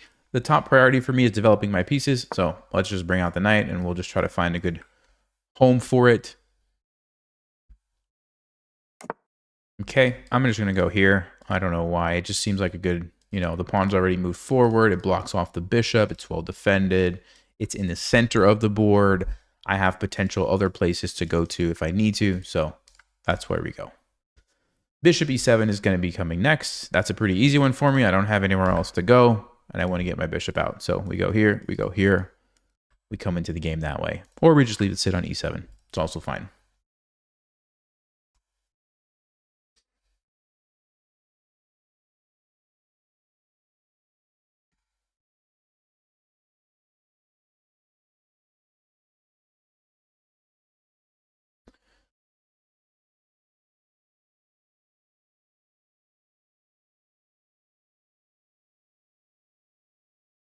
Oh, and the game.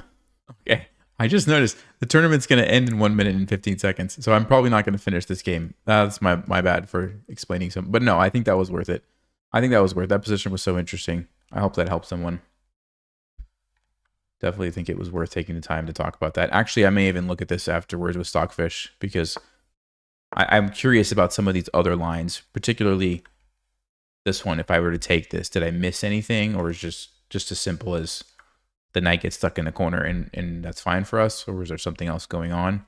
Also, this queen a5 one was interesting. F6, the F6 one was very interesting. Okay, I just took the pawn.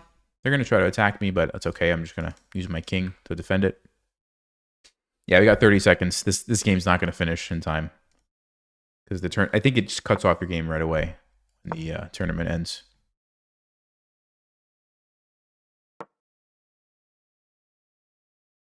That's a relatively safe pre-move, probably.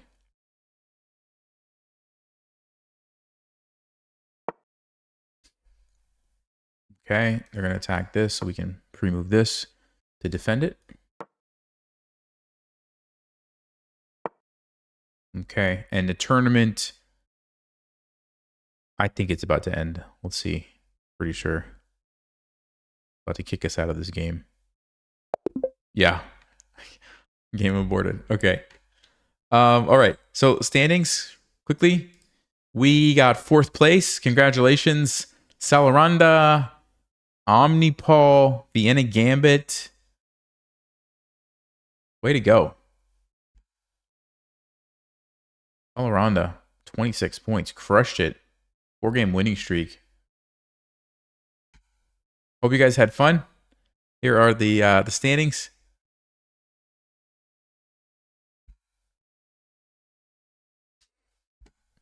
Cool. All right.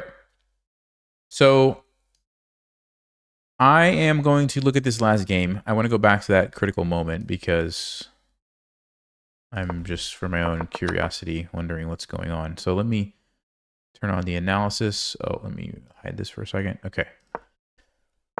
So c6 was the best move. Bishop g5. Okay. So yes, Stockfish agrees bishop takes d5 was the best move. And it was the line that I did find where, you know, if they take, we take. Yeah, this is the best line. So we played the best line. So that kind of goes to show you that, like, once you find a good solid line, you could probably just play it. And a lot of times it will be the best. Not always. Sometimes there's something better. Like, for example, let's just see. What would have happened after f6? Ooh, that was a mistake. That was a mistake. Let's see why. So they take. I think I was thinking about taking here. Oh, f7 check. Ooh. See, I didn't even consider that one. Yikes. Yeah, f7 check is a killer. I have to run. If I take this, the game is over. Look at that. I have to run. End up losing my queen. But he doesn't take it right away. He throws it in a check. Yeah, so f6 was an awful move. Okay. f6 was an awful move. What about queen a5? Queen a5, not nearly as good because after bishop d2, yeah, do you guys see the difference? Very subtle, right? But now, if I go for that same line, takes, look at the difference. My bishop is under attack, and white's is not, which means now they just take me, and I don't get to take their bishop. So I didn't actually win a piece. I got nothing. It was just a bunch of trading, right? Whereas here, at the end of the day, it is under attack, okay? Critical difference, right? Critical difference. So, was there another line I was going to say? Oh, and then if we take it, yeah, we didn't look at this. If we take it, they were going to go check. We move the king. d7 is better because we avoid some of those crazy fork potential things. So we go here. And if they take this, yeah, this is good for us. And Stockfish says, oh, I actually forgot about this. We can also just take this bishop. Yes. So this is very good for us because we got one bishop. We got another bishop. And I already talked about it. Most likely the knight is going to be taken as well. Because how is the knight going to get out, right? It usually can't. So we move our knight, we move our bishop, we take it with the rook or something like that. Or we bring our king and take it. But I would prefer to develop my pieces. Okay? So, yeah, very good. So the reason this was not the best move, though, was because check, king d7, white could take here. And, oh, and then sacrifice the bishop. Why would you? Whoa. Whoa. Did you guys see the eval bar? Did you see that? This is a draw. This is a draw if you take that. To keep the advantage, you have to move your king away. No way. Why? How is this a draw? Is it a draw? Check? Oh. Because, wow. Guys, look at this. This is crazy. Okay, the queen is covering these squares. The pawn is covering these squares. If you go here or here, do you guys see the problem? What is the problem if we move our king back?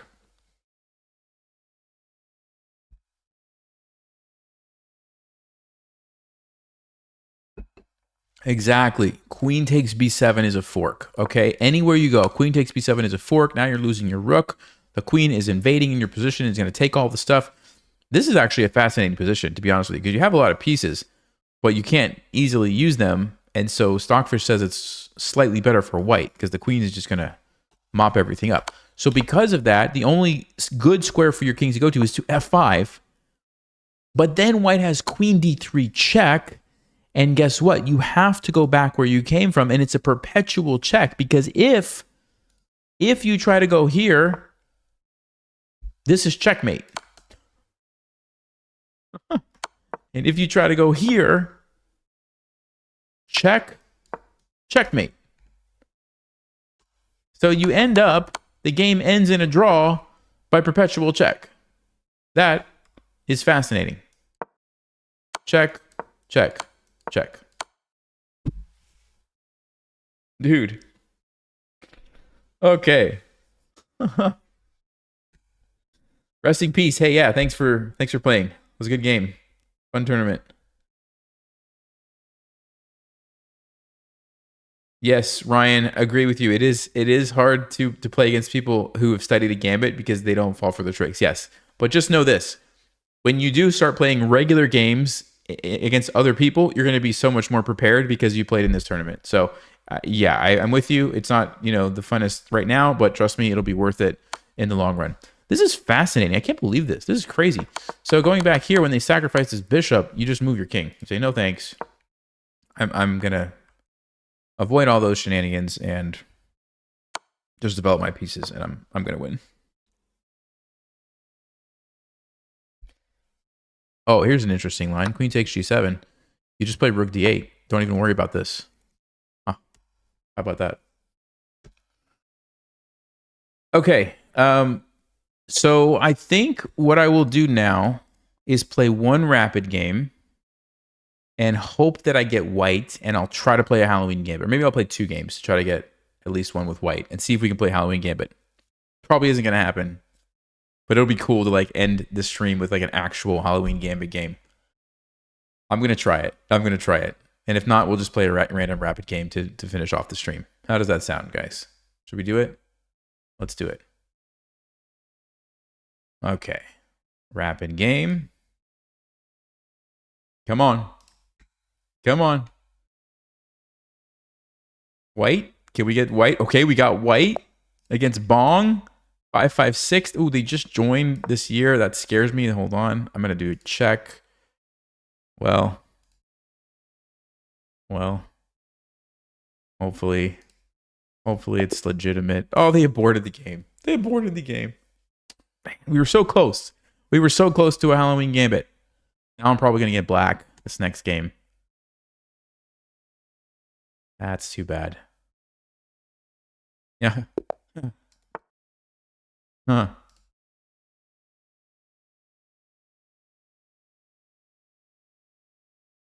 Maybe they'll play the Halloween Gambit against me? What are the odds? Come on. Let's go.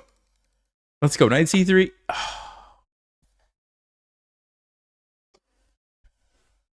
All right. It's worth a try. Now we have a Scotch game. What are we going to do about a Scotch game? I guess we got to take it. Man. Okay, I'm pretty sure we're supposed to play... What are we supposed to play? Knight f6? And then we take this way? And then what's the theory? I don't play this I play this from white. e5. Is that the move? Yeah, I guess that is the move. Is it the move? Yeah, it's one of the moves. Let me think. What do I do? Do I jump here? Or do I pin it? Man, I think we pin it. I'm pretty sure we pin it. Okay, yeah, this is probably like mainline stuff. And then we go here. Okay, it's coming back to me. We go here because now we can do this bishop A. Oh, this is like, yeah, this is like the theory. This guy knows the theory. Wow. They know the theory better than I do. I have no idea what I'm supposed to do. I have no idea what I'm supposed to do. Is A5 a move? A5 is probably a move. Get the bishop to A6. I don't know. They're going to do some shenanigans with this rook, I bet. I'm pretty sure it's something happens with the rook. Okay, we pin it. I think that's pretty straightforward. This is why I don't like the Scotch game. There's so many like random things you have to remember, like H4 and the rook comes up, and C4 and you pin it, and the queen comes here or F6. I don't even know. This is why I don't like it. It's too much memorization.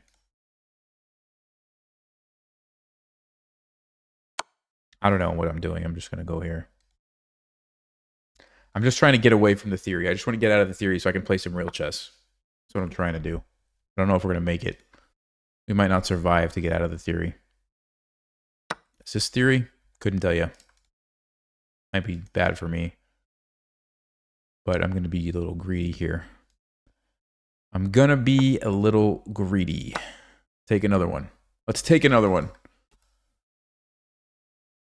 I do have bishop b4 coming next, which is going to be annoying for white. Okay, that's annoying for me, because this. Aha. And they defend. Wait.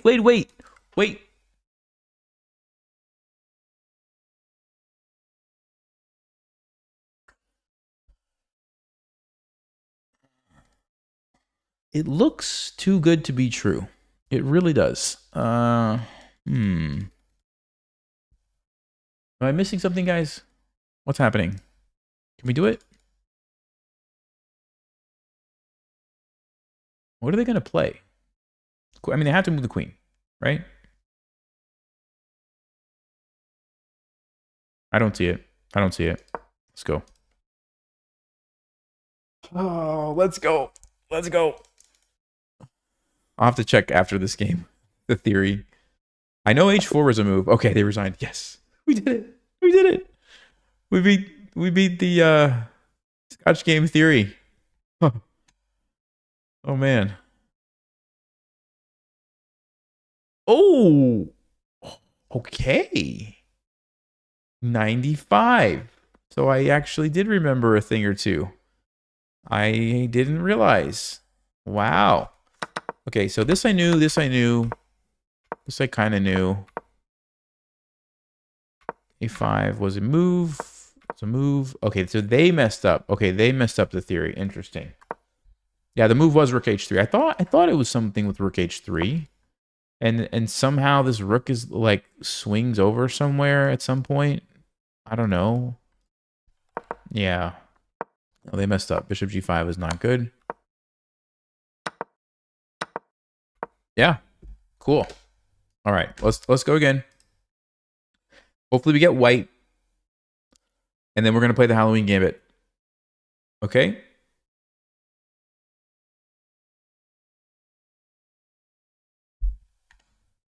Yes. Alpha Dodong. Sounds like an E5 player. So sorry, guys. It was not meant to be. We're not playing the Halloween Gambit. But I do have a Gambit. I do have a Gambit to play against this.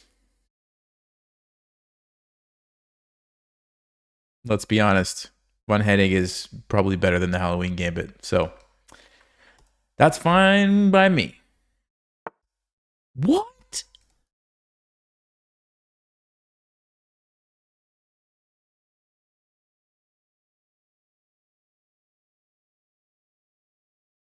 They played A5. They actually played A5. You know what they're doing, right? B5, A4, maybe trap the bishop or some craziness. I don't know. Wait a second. That's got to be a bad move. Hold on. You know why that's a bad move? Because when I take here, they don't have control of this square. I remember, I think somebody played this against us before. I'm pretty sure I put a bishop here. And I remember Stockfish was like, no, don't put a bishop there, put a knight there. Which is why I think we go bishop f4, because we want to go here and here. See, when you play a move like, oh yeah. The question is, do I go there now, or is e5 a problem for me? I think e5 is a problem, so I should probably play knight f3. But then we run into bishop g4. Hold up. Is e5 a problem, or do I just take it? Maybe I just take it. It's a free pawn. Let's go. Let's go. The problem when you play a move like a5, okay, guys, here's what you have to understand, is you lose the ability to control this square. I'm going to take the pawn. So they lost this ability because this pawn got traded off. This pawn is pushed too far for some reason. So this is a nice outpost for us, and that's what we're taking advantage of. What's up, Alan? Good evening to you as well. So if we jump in, it's an annoying check. They take, we take. We have this pawn on d6. I'm not sure if we can hold on to that for so long.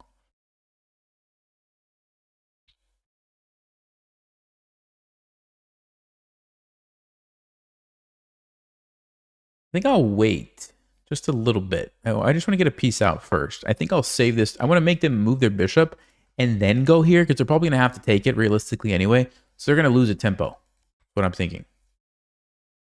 All right, folks. We're just going to save that. Maybe we'll get lucky and they'll play 97. Boom.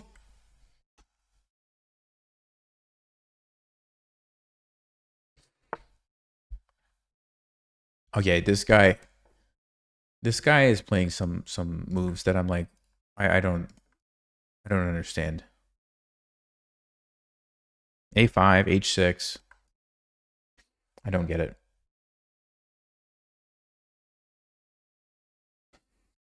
I'm tempted to just go back.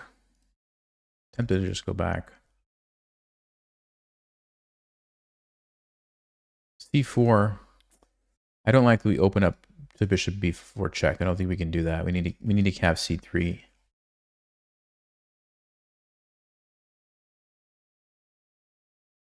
Bishop e2, just castle, just keep it nice and straightforward. c3.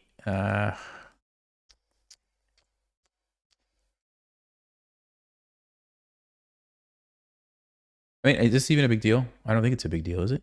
What if I play h4? Is h4 crazy? Basically saying, look, what are you going to do? What are you going to do if I play h4? Because this does give him some sort of a plan, which I don't exactly like. It's not that important though. Maybe I should just play bishop d3 and be happy. Bishop. So let's say bishop d3, g5, bishop g3, g4. Knight jumps in. I don't know if I want the knight jumping in there. Oh, okay. Oh, let's do it. Let's just stop. We'll just try to squeeze them. We'll just try to squeeze every bit of counterplay. Okay, so they move that. Now I will go. I'm assuming they're going to take it. They don't have to, but I'm assuming they're going to take it. Okay, they do. So we got it. We made him waste a move there. Great. Great. How about bishop d3?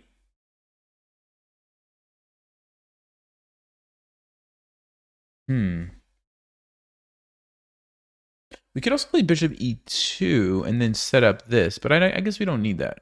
Or do I? 94. I might want my queen to be able to take that.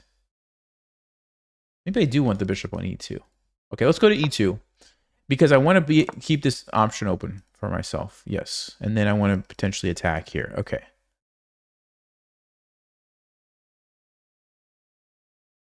So let's go here. I'm happy if we make this trade. And if not, they have to deal with their bishop, which is going to be a little challenging. But if they do trade, I'm happy because then I get to potentially... Okay, they go back. Interesting. Okay. How about that? Well, now I wonder, can I sink my knight in there? Right? Still have ideas of pushing this. But getting a knight on c7 looks pretty good. Okay. This is such a weird position. Like what is happening? just a random pawn on d6. Pawn's not supposed to be there. Yeah, I mean, I guess if you have a pawn there, you use it, and you put your knight on c7. The cool thing about the knight on c7 is that it stops this, which is like probably one of black's most logical moves, right? But then, bam, you get hit with the fork. Okay, I like it. I like my position. I'm going to move my queen. I'm going to castle, and I'm going to play that. That's my long-term plan. Short-term, I'm jumping in here. This is also potentially weak if we can figure out a way to get rid of this guy. So I guess g4, g5. Yeah, g4, g5 is a good plan. Okay.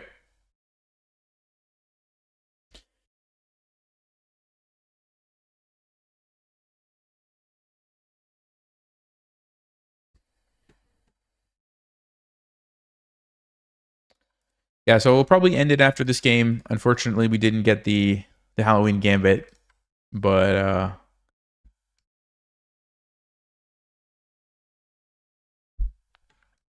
hopefully you guys had fun with the tournament. Thanks everybody for being here.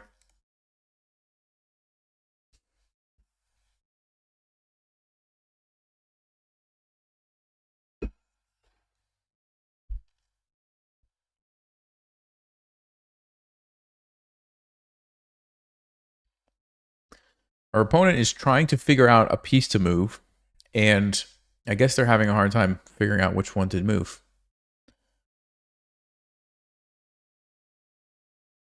What if they play queen b6? What happens?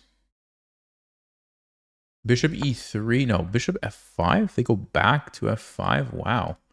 Okay. I guess I'm just wondering, what do you do about g4?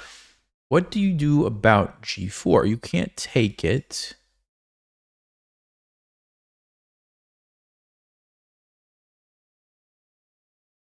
Here you run into f3. Anywhere else you move, I go here. I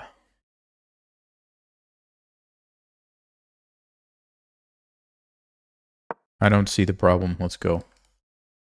Let's go. I was thinking about playing here first just to make sure I have control over the square, but I don't think it's a huge deal.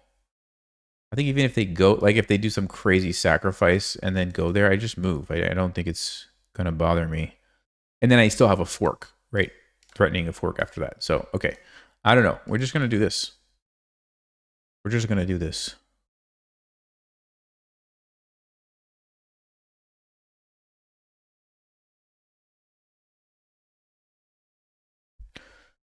Mr. Nelgen, what are you considering for next month? For the opening for next month? Yeah, that's a good question. That's a very good question. I don't know. I mean, I'm open to suggestions. I do think the Frankenstein Dracula variation will be very interesting. We voted on it, and Halloween Gambit won. I think just because the month that it was in. But Frankenstein Dracula is one of those openings that's really fascinating from both sides. So that one might be a really good one for a tournament because like the types of positions that you get would be, yeah, it would be really fun.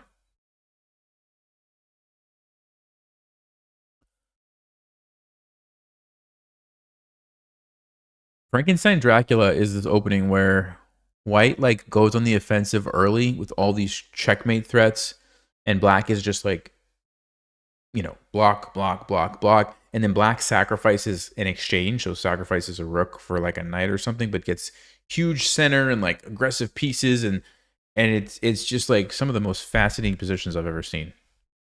It's not played very often though, so you don't get to see it. So that's why I think it might be cool to like force people to play it. We learn about it, then force them to play it. He goes bishop here, but I'm just gonna chase it. Like what? I don't know what's going on. Okay, the only thing that I could think is after this, the bishop goes back, and then if g5, you want to jump your knight to h5. Huh.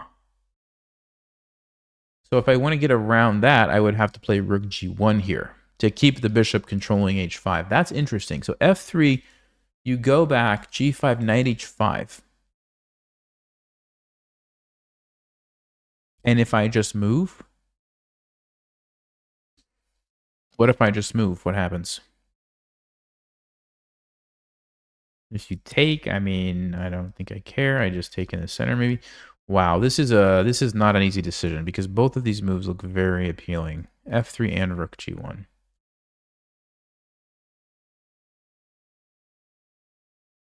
Okay, let's start with F3. I think I like this better. So he's going to go here. Yep. And now I could even go Knight C7. The rook moves and take the pawn this way. But I'm, for some reason, just leaning towards this one. Alternatively, I could play Queen D2 here. Just take it easy. My position's real solid. I don't have much to worry about. I like that. That feels like a Stockfish move. We're going to check this. Move 17. We're going to check if Stockfish says Queen D2 is the best move. That just feels like something Stockfish should do. Position is good. Don't panic. Move your queen up. Castle. And then when you're ready, you sack it and you checkmate the king. Yes? Yes. Oh, knight b4. I didn't see that. I didn't see that. But it's probably fine. Probably fine.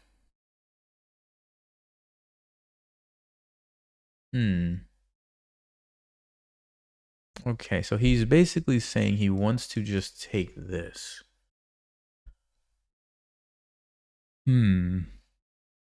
Yeah, interesting. All right. Okay,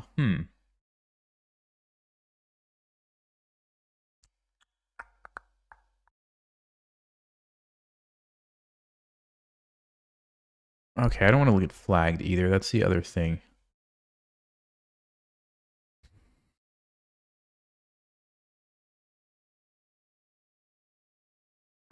Okay, let's do this. Let's give it to him. We'll give it to him. We're going to sack and exchange and go for the squeeze. Sack and exchange and go for the squeeze play here.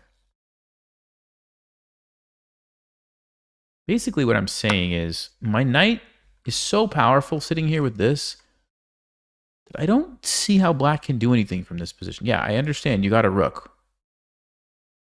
But apart from that, I really don't see what black can do. It seems like you can't hardly move anything, right? Meanwhile, I'm going to be figuring out a way to keep attacking. Yes, I think I like this position. Wonder if I can even... No, I probably need this guy to support the pawn. Maybe I go bishop g3, then g5. Oh, wait, there's still knight h5. Knight h5 is this annoying move. Okay, so we could go all the way back to h2 and then g5. Probably need the rook there or here.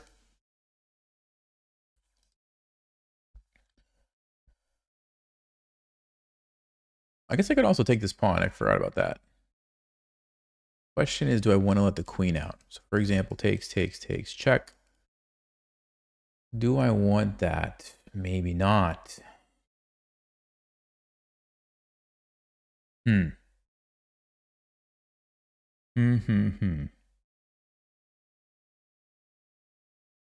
Wow.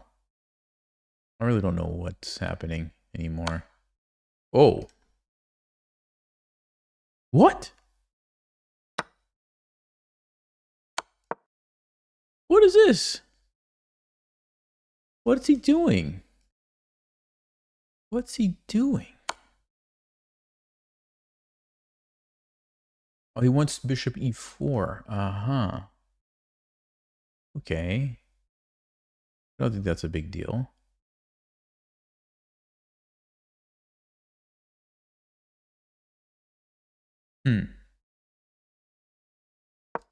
Maybe I go here to avoid that. Check.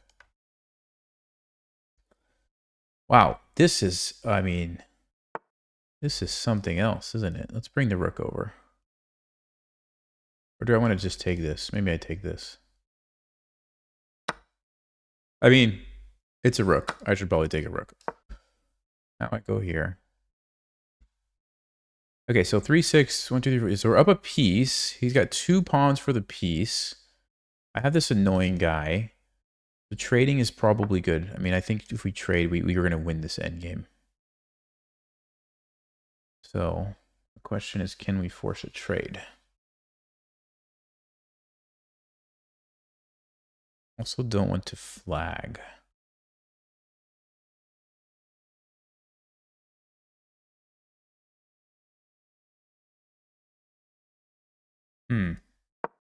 Let me go here. I'm not exactly sure why. I guess I want to play bishop f3 and get rid of this. This guy looks very strong.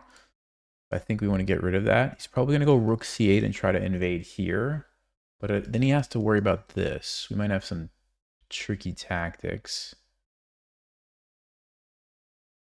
Okay, so rook c8, bishop f3.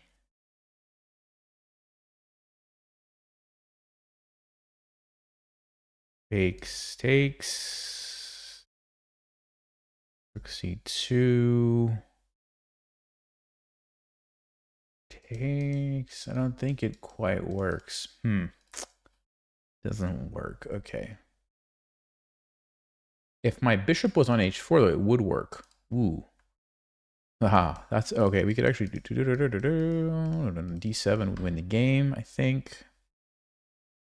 Well, that's such a nice little tactic if we can pull that one off.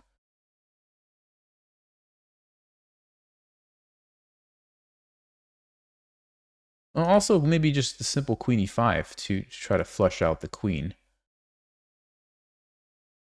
Because like I said, going into the endgame, I think we can win. They go rook there. Okay.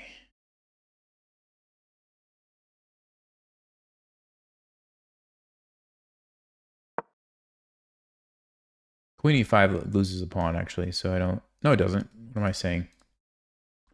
Anyway, I think this is okay, too.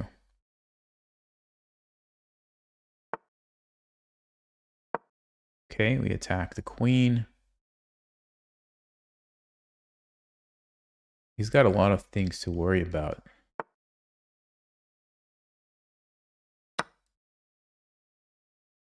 This...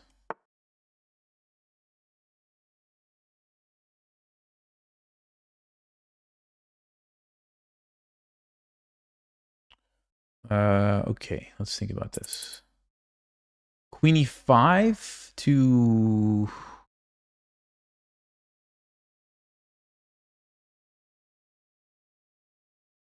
sort of defend everything. Maybe threaten to sack, although I don't know that we can get away with that just yet. Keeping everything defended by the queen. Okay, he's attacking here, here. Can I push? Is now the moment, guys?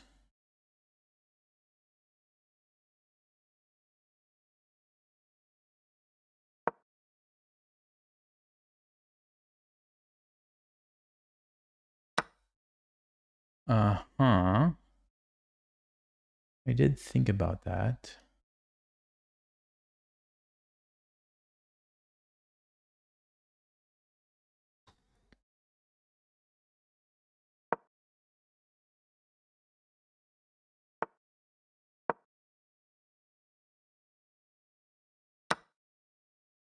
Ooh.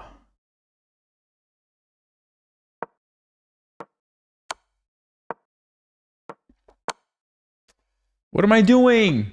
What am I doing? Ah! That was... Okay, we got the win. That's what matters. Oh my goodness. Plunders were all over the place at the end, I'm pretty sure. Yeah, look at that. We played so well and then... Unreal. Man. Okay. How bad was a5? Yeah, it's a bad move. Takes. Bishop f4, best move. I knew that. Knight b5, best move. I knew that. I knew this was good for me.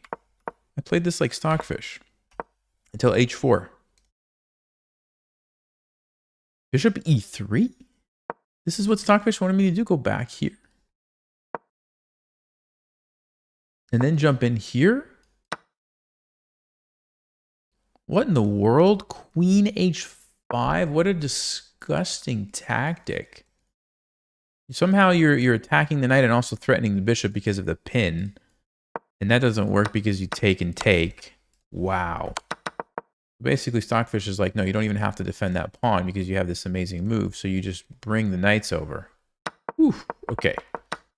I'm really curious about Queen D2, though. Let's see.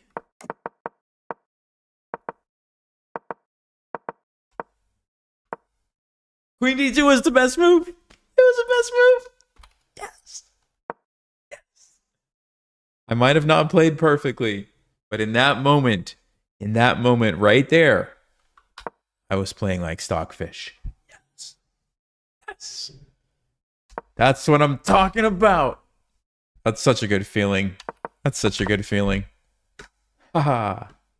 Haha. And why is it the best move? I don't know, but we did it. We did it. No, I mean, it just felt like our position was just really good, and why not just keep improving it, you know? So Queen D2. Okay, I'm proud of that one, guys. I'm proud of that one. Oh, he played the best move too, Knight B4. Wow. And then I played the best move, Knight C7. We were playing a good game. We were playing a really good game of chess. And then that sacrifice was questionable. And then I sort of blundered in the time pressure here. Yeah. Massive blunder in the time pressure. I needed to play bishop takes f7. And didn't get a queen. And he takes with a king. Oh, yeah. That's actually kind of an obvious one. I didn't see it, though. Wow. Did not see it. Okay, but I had, what, 14 seconds on the clock? So, I mean, I wasn't looking at everything. Interesting. That's it, guys. It was fun. Thank you for playing in the tournament. Don't forget, if you want to join Chess Vibes Academy, you can still join and watch all the videos from the previous months. We do a tournament like this every month. It's a lot of fun. Thank you, guys. Have a good night. Hope you learned something. Stay sharp, play smart, take care.